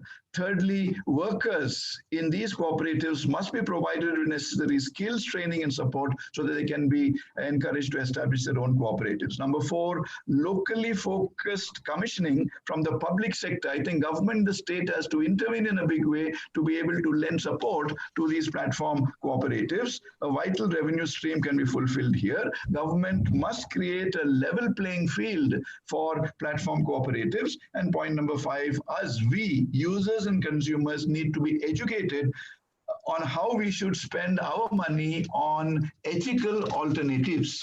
Now, with this, I come to the last part of my paper, concluding observations. I think we are at a crossroads today as far as the digital economy is concerned. Are we going to sit back and allow huge platforms to take over greater areas of economic and social activity, and they are doing it. They are well poised to get greater control of the world economy. Today, just take a look at the 5 most valuable companies, valuable within inverted commas, in the world by stock market capitalization. These 5 most valuable companies are Alphabet, Apple, Facebook, Microsoft, and Amazon. Now, these are huge enterprises. Link up platform behemoths to these huge enterprises, Uber, Airbnb, Spotify. Now, all these companies have completely transformed how we buy goods and services, how we use goods and services in the digital economy. Are we going to wake up and take note of what these big companies are doing to our lifestyle, to the people around us? Are we going to look for alternative ways whereby these platforms can be more useful to society? I think it is clear that the cooperative structure goes some way. I'm not saying a long way. It goes some way to achieving some of these objectives. Despite platform cooperativism, the term came to us in 2014. It is already seen as one of the big hopes for delivering a more just and fair digital economy. Now, if these are the bywords that we require to take seriously nowadays, we all need digital economy. There's no running away from that, but we need the digital economy to be just. We need the digital economy to be fair. So if this is what we're looking for, I think platform cooperatives are giving us a lot of hope. But my last word, I'm going to end here, Mr. Chairman. This is a niche area that lacks critical inquiry. The limited body of research in this area needs to be expanded so that we can better use its untapped potential to address the major development challenges before us today. Thank you, Mr. Chairman, sir. Thank you, my fellow panelists. Thank you, Jeevan Kumar, for a very excellent presentation, having current relevance, those things which we are affected every day and every time. So you have highlighted the need for a platform cooperative and cooperative in the platform cooperative system, wherein we have to secure the interest of the employees and also the consumers. So the digital platform has to be the digital platform. On the one hand, raises the opportunities for the modern consumerism, and at the same time raises issues relating to the human rights, employment, and the local rights of the people. Thank you, sir, for this excellent presentation. Thank you. Yeah, now we have lost a little bit more time during the presentation, but there is an opportunity. We have only limited number of questions. So each panelist, I may request to confine basically to sharply to the questions and answer these questions so that we can catch up with the time. So may I request first Mr. Professor Cliff Durand for responding to some of the questions. Over to Cliff Durand. I think he's... Okay. Some of the questions that were directed my way had to do with governance. For example, I was asked, how do I reconcile participatory democracy and representative democracy under the socialization process? I think that we have to recognize that representative democracy is seriously flawed and not able to be a mechanism for popular self-governance in a society where there is inequality, particularly where there are those that own immense wealth, which gives them political power. Representative in such a social context, a representative system cannot be representative. In fact, that is, it is the interest of those with the economic muscle that will be represented in political decisions. Participatory democracy is an alternative to representative democracy. And the point of building cooperatives is to create a participatory structure, a structure in which people can participate on a daily basis and are motivated to do so because their economic life, their well-being is based in the success of the collective project of a cooperative. People are interdependent. They have to learn to work together and to make decisions together. What you have is a participatory democracy built into the very structure of people's daily lives. And it is through that, as I put it, people develop a social consciousness. As I said, cooperatives are little schools of socialism. They provide a context in which an alternative vision of society and of one's relationship to others in society is fostered, an alternative to that of the dominant capitalist system. Now, I was also asked, how do you think of socializing private capital without antagonizing the existing power structure? Well, obviously you can't. If socializing capital means bringing it under social control, obviously that is something that is going to be resisted by the private owners of capital. I don't think that we can start at that point, at least not in US society and probably in most societies. We are not at a revolutionary moment where popular forces can triumph against private capital. But we are at a historical moment where it is possible to begin to build alternative possibilities within the nooks and crannies of existing society. And by doing that, we begin to prepare the popular forces for a more genuinely democratic and solidarity economy that can eventually be one in the future. But I think that's a long ways off. We are, as I say, not at a revolutionary moment, certainly not in the United States. We are in a moment of crisis in which the existing system, both economic and political and social, are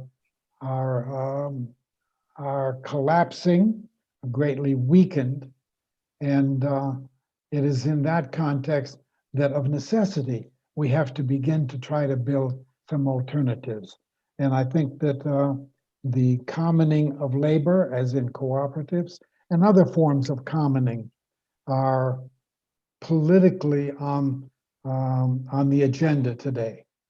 For example, we hear from our President Trump that if he gets a second term in office, that he wants to destroy Social Security.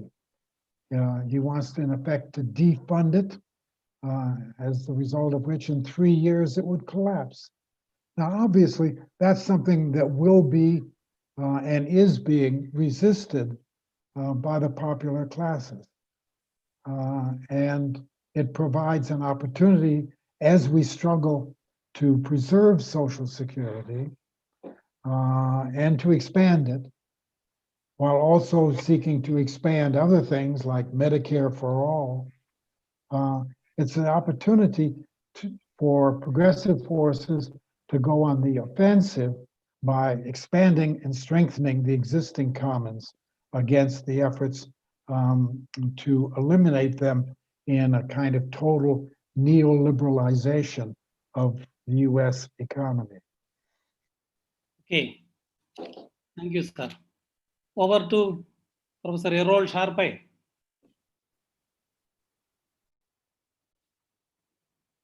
Hello, Sharpe.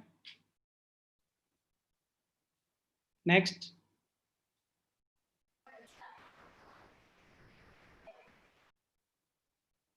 Hello.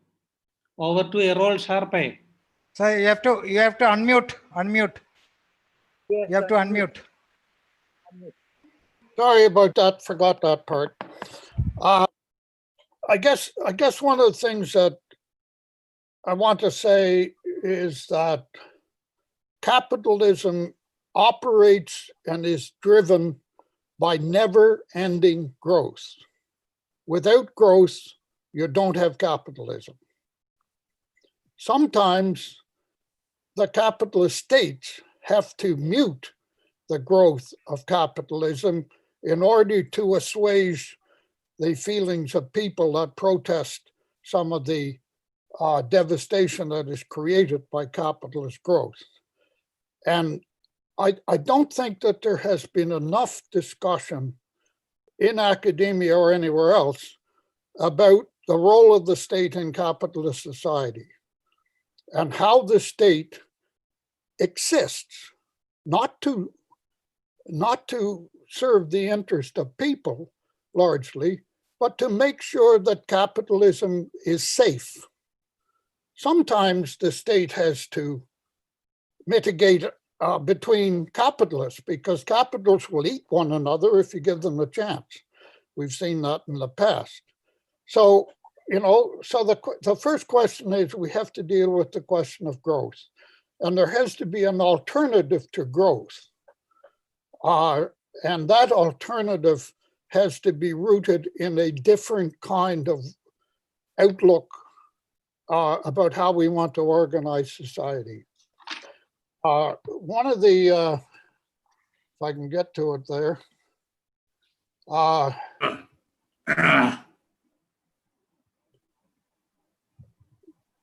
What was the other question? I guess part of the problem I have with a lot of the discussion is that it's very much rooted in a kind of a social democratic mindset that basically and fundamentally says we can adjust, reform, change capitalism so that it works for us. Well, that can't happen in any fundamental way, because if we do that, then capitalism doesn't exist. The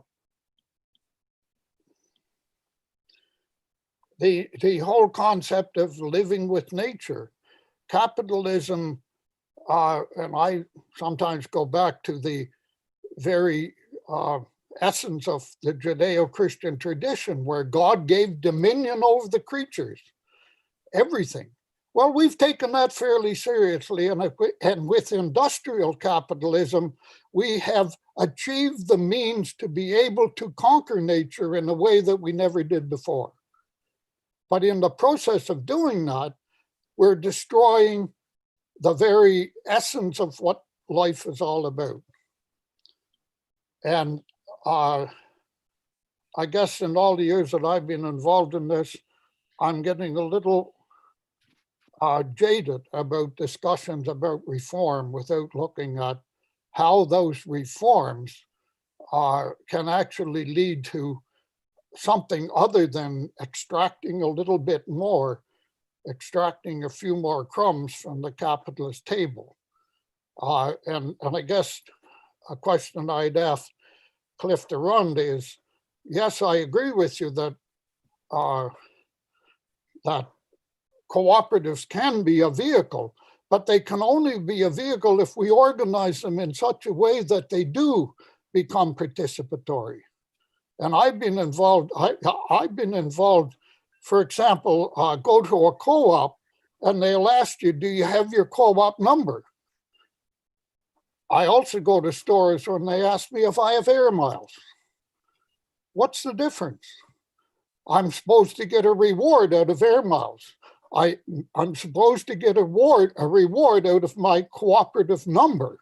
However, do I ever get to participate in that cooperative process? In most cases, not.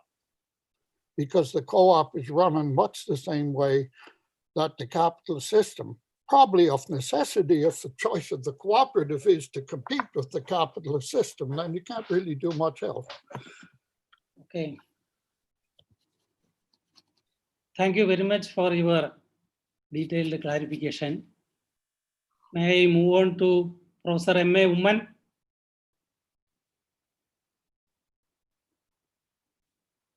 Sorry? Sir, I hope you have concluded. May I move to the next person? Yep, I'm concluded for now anyway. Okay. Thank you, sir. We will move to Professor M.A. Woman. Over to Professor M.A. Woman. Sir, you have to unmute. Sir, you have to unmute.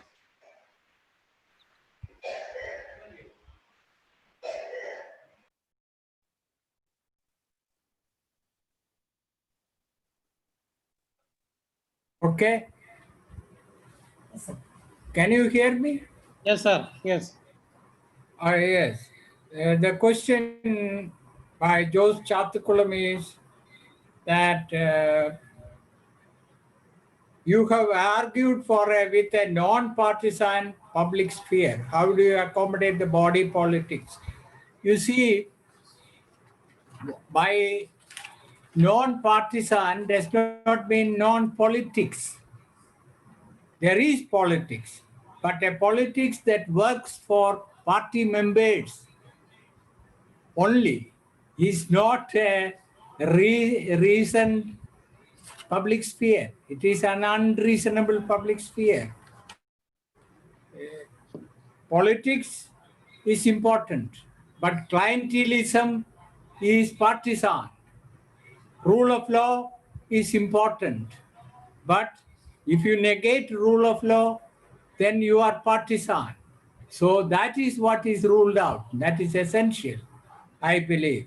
Then adversarial politics, that is an important instrument in parliamentary democracy.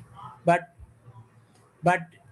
to promote a public sphere where public reasoning and debate and discussions are promoted to arrive at better informed decision making by the public and inform the administration, then adversarial politics has serious limitations.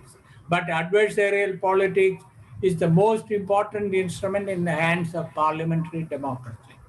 That is my answer. Those can ask further questions. Okay, sir. Thank you very much, sir. Yeah. Yeah. This discussion, I think, may continue in future also. Thank you, sir. Yeah. Yeah. May I request Professor Gopal Kadakodi? Over to Professor Gopal Kadakodi.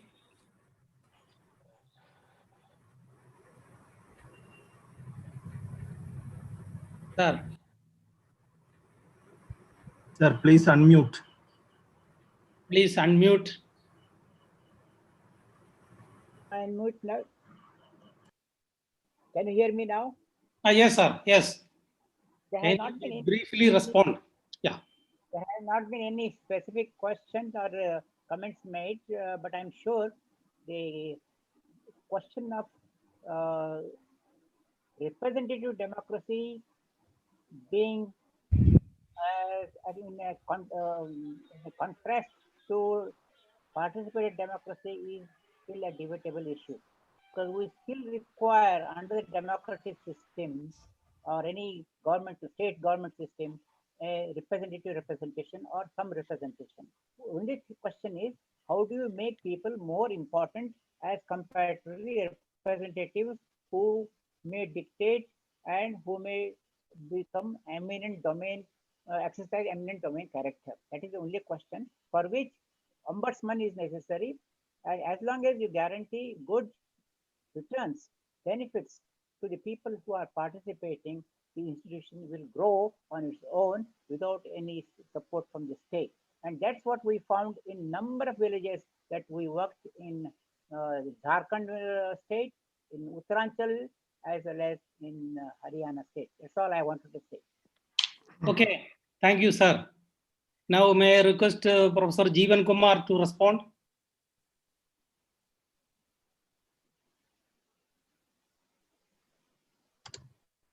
Yes, sir. Yeah, one minute.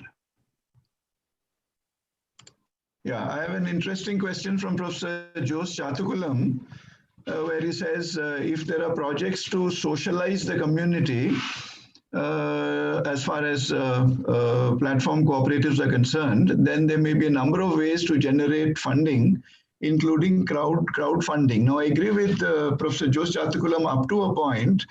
When he speaks of socializing the community, I think this is required. As far as the entire digital economy is concerned, there is a lot of work to be done as far as quote unquote socializing the community is concerned. Two important things I think need to be done here. One, we have to spread education, spread awareness about platform capitalism, all those big companies that are dominating the show, and highlight the negative, the exploitative nature of the functioning of these big companies in the digital economy, which are operating under platform capitalism. There's one thing we have to do, but exposing their limitations may not be enough. Simultaneously, the socializing process, the education process must also be able to offer viable ethical alternatives. We already have platform cooperativism as a viable alternative. But then, as I pointed out earlier, the two major stumbling blocks that are preventing platform cooperativism from taking off is access to capital and access to technology. In bits and pieces here and there, in small ways, they're operating.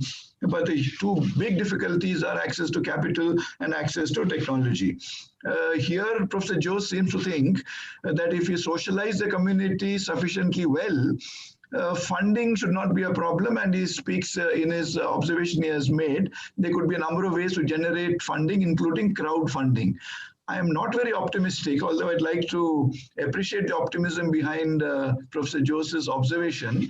By socializing the community, will we ensure that these cooperatives, platform cooperatives, get the kind of funding that they require because they're competing with the huge players, the kind of money that they require, the kind of technology that they require, I think may not be sufficiently forthcoming even through various alternative sources of funding. This is where I come to my next point. The role of the state is critical here in terms of, I think, three important things. One, providing a level playing field.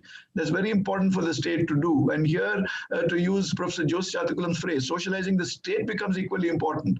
How are we going to convince our leaders that these huge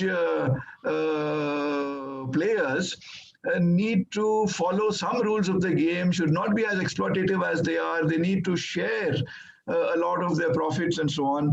So if the state could also be socialized enough to provide a level playing field, if the state could be socialized enough to provide adequate capital for these players, for these platform cooperatives, and if the state can also be socialized to ensure technology, access to technology, then I think the problems would probably be much easier to handle. Here, my last word is the state and the community need to come together to ensure a better future for this whole economy itself, or to be more specific, to ensure a better future for platform cooperativism. Thank you, sir. Thank you, Professor Jose. Thank you, Mr. Chairman. Thank you, Professor Jeevan Kumar. Now, may I invite Professor Henry Weltmeyer for concluding remarks? Excuse me, can I make a comment on Earl Sharp's remarks? I have a comment if we can extend the discussion for a minute or two. Okay, sir, please. Okay, actually two comments. The criticism that Earl made of the non-participatory practice found in some co-ops applies primarily to consumer co-ops. Consumers do not have the day-to-day nor the kind of depth of connection with a consumer co-op. What I was speaking of was worker co-ops, where cooperation is a part of one's daily work life. Successful operation of the co-op depends upon the cooperation, participation of its members. So it's a structure that promotes participation. Whereas a consumer co-op can operate successfully as a business on a representational principle rather than a participatory one. Can I add another comment? I was certainly impressed with what Earl had to say about the importance of living well as a value. And I think that that is a value that many people are coming to appreciate more and more as a result of their experience with the pandemic. In the pandemic, we've had to hunker down but look out for others as well as ourselves by wearing masks, observing social distance, etc. That is, we've had to practice a different kind of ethics that has not generally characterized social life in a capitalist society. And I think the discovery of that ethics of caring, if you will,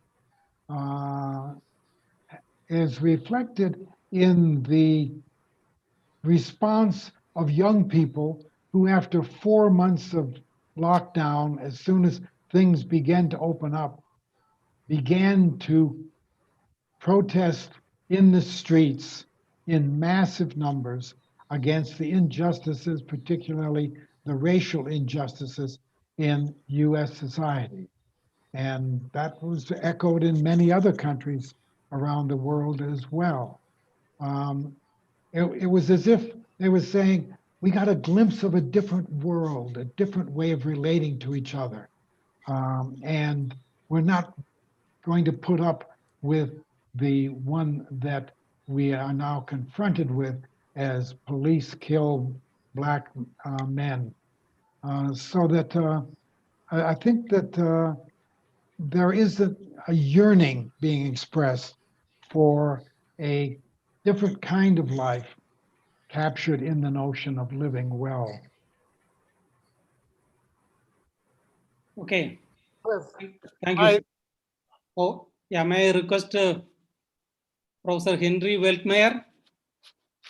I don't see Henry anywhere. Is he there? I don't think he's there. Well, then nothing we can do at this point. It's disappointing. Let's move on to Joy. Okay. Thank you all. So we are actually in the concluding session of the international webinar on cooperativism, self-management, and decentralized development. Can you hear me? Yes. Yeah. Okay.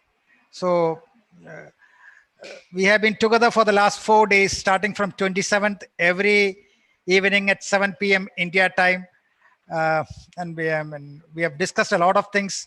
But first of all, let me tell all of you that the brains behind this webinar have been Professor Tharamangalam, who took the initiative, who conceptualized the webinar, together with Dr. Jose Chatukulam and Dr. Sabu Thomas, who is the Vice Chancellor of the Mahatma Gandhi University. So I should actually start from thanking these three people, especially Professor Tharamangalam, who has been the brain and the hands behind this whole webinar. See, we had around 1,250 viewers on an average each day. And it will go up because it's all on our Facebook and YouTube. And so slowly more people will actually view it, which is actually to our advantage. We started with Dr. Thomas Isaac, who mentioned about the context and status of Kerala's decentralization, local governance, and the People's Plan campaign, and how it contributed to deepening and widening democracy, and how it is still continuing.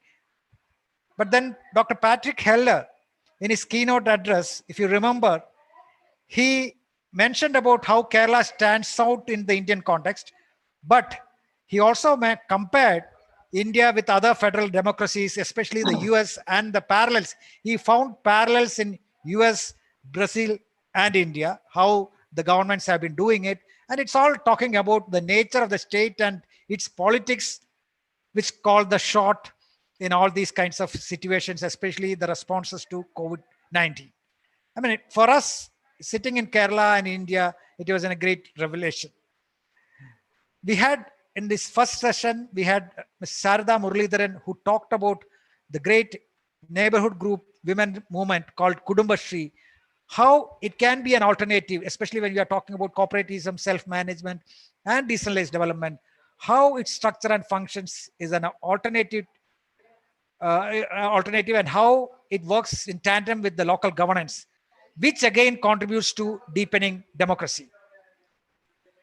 We had Ahmad Tariq Rashid talked about the role of NGOs and other partners. He analyzed actually the dynamics of the roles played by various actors. And finally, he interpreted as division of labor between state, society, and market, which might play the role, especially in the context of Bangladesh. On the second day, Professor Turnquist, who could not attend today, but he was there all these 3 days, he actually compared, or actually he mentioned about Sweden's experience, because Sweden has been a model for all of us, and Sweden's experience. And then he gave us a warning and advice to Kerala, and where he mentioned that extensive public welfare along with decentralization is not enough. There must also be efficient links and coordination between the institutions and the actors involved. So we have to rethink about how we do, and we need to go further on it. Professor Stephen Friedman on the second day mentioned about the post-apartheid South African local governance system. I would call it as a South African catastrophe with regard to decentralization local governance.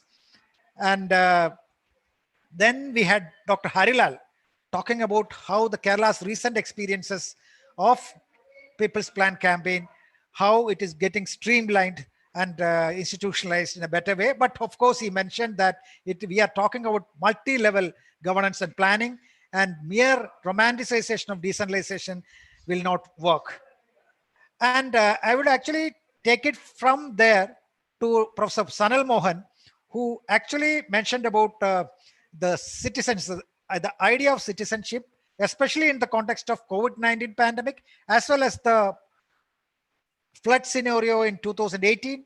And see, for example, he mentioned about the alarming conditions of the migrant workers concerned across the country. And he specifically mentioned that this is applicable to the Kerala context also, especially the social sufferings in the context of COVID-19 and the social citizenship, which matters. Professor Sunil Ray brought out this framework of comprehensive cooperation, in which capital is never assigned the central role. Probably, I actually started thinking about how this can be conceptualized in the context of Kudumbasri, for example. And then we had, on the third day, we had interesting presentations on factory takeovers, both from Marcela Vieta and Professor Dario Aselni.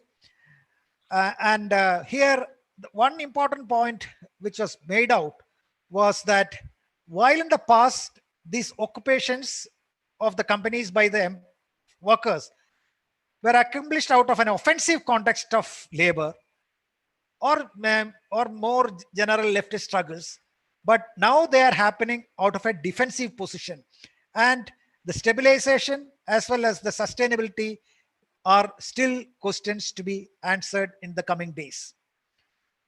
Dr. Sabu Thomas actually took us to cooperativism to manage COVID-19 in the context of science and research. And he brought out this issue of international cooperativism as well as local, and how we move further, and the future of science and research dependent on cooperativism across the globe. And he had also mentioned about a lot of experiments, examples.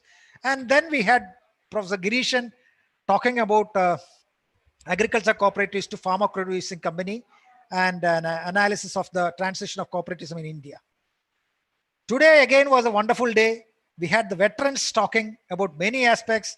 We started with the social construction and commoning, talking about the commons and the principle of subsidiarity. The issues cooperatives are labor commons. That is the point which Cliff Durand mentioned. The cooperatives are labor commons that socializes productive activities and orient workers toward a common good.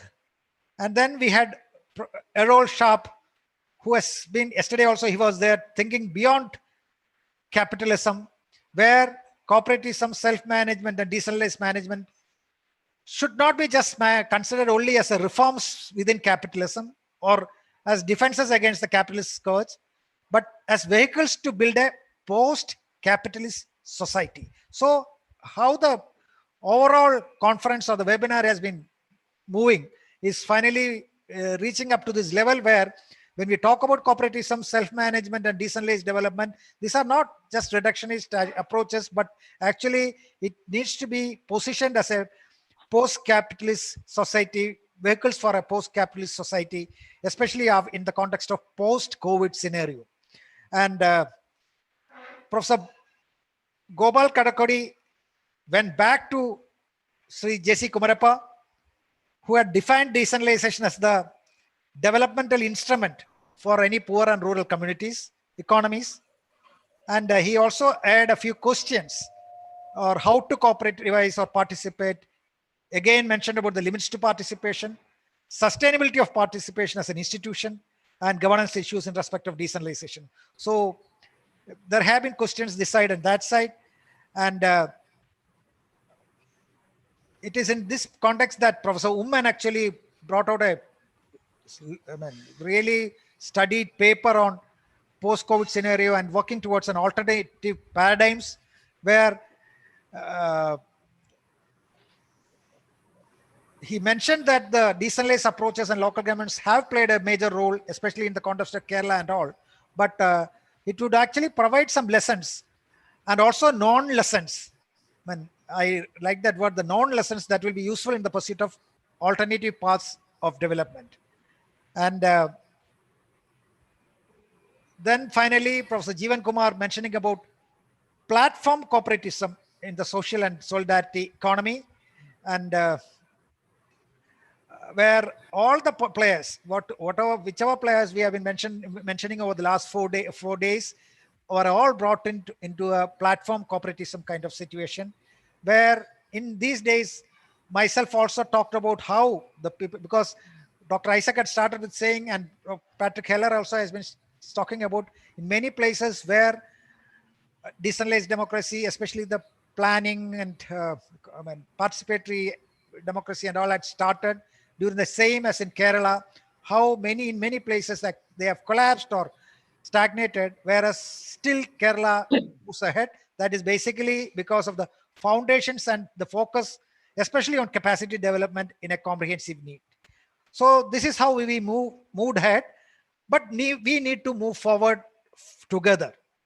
We need to move forward further, but we need to move forward together. All those who have participated in this webinar, we should think of working together in future in research and studies on areas we have discussed all these 4 days, because most of our speakers also mentioned that we need to study these things in detail and move ahead. So I suggest that we as together, all the participants, especially the Mahatma Gandhi University and Kerala Institute of Local Administration, not two of us alone, but all those who have been part of it and many others should now come together. That again is a cooperativism which we need to take up and move ahead in research and other studies and even in action in the days to come. Thanks to all the speakers from my side, the chairpersons, the participants and viewers. Thanks to all of you. From my side, once again, thanks to Professor Tharamangalam, Dr. Sabu and Jose Chatukulam. More than that, my colleagues in Kila, you all know that this is a festival time. My colleagues in Kila, especially Mr. Mirash and his IT team, who successfully managed this webinar. Thanks to all. From our side, it is the Onam, the harvest festival, starting is tomorrow. So happy Onam to all. And thanks to all, we decide we should decide that we move forward and we shall overcome. Thank you. I would request Professor Joe Nande. Taramangalam to Nande. conclude. Yeah, can I? Yes, yes, sir. Yeah. First of all, let me promise everyone I take only 1 minute. I know it's already late, and thank you for patiently sitting there and participating. I just want to say thank you to first and foremost to the participants from everywhere. I had to, I sent personal invitations to several of you and general invitations. Yeah, I think finally we had a high quality conference, a webinar. Thank you everyone, and thank you also for the institutions which put at our disposal their facilities, Akila and MG University.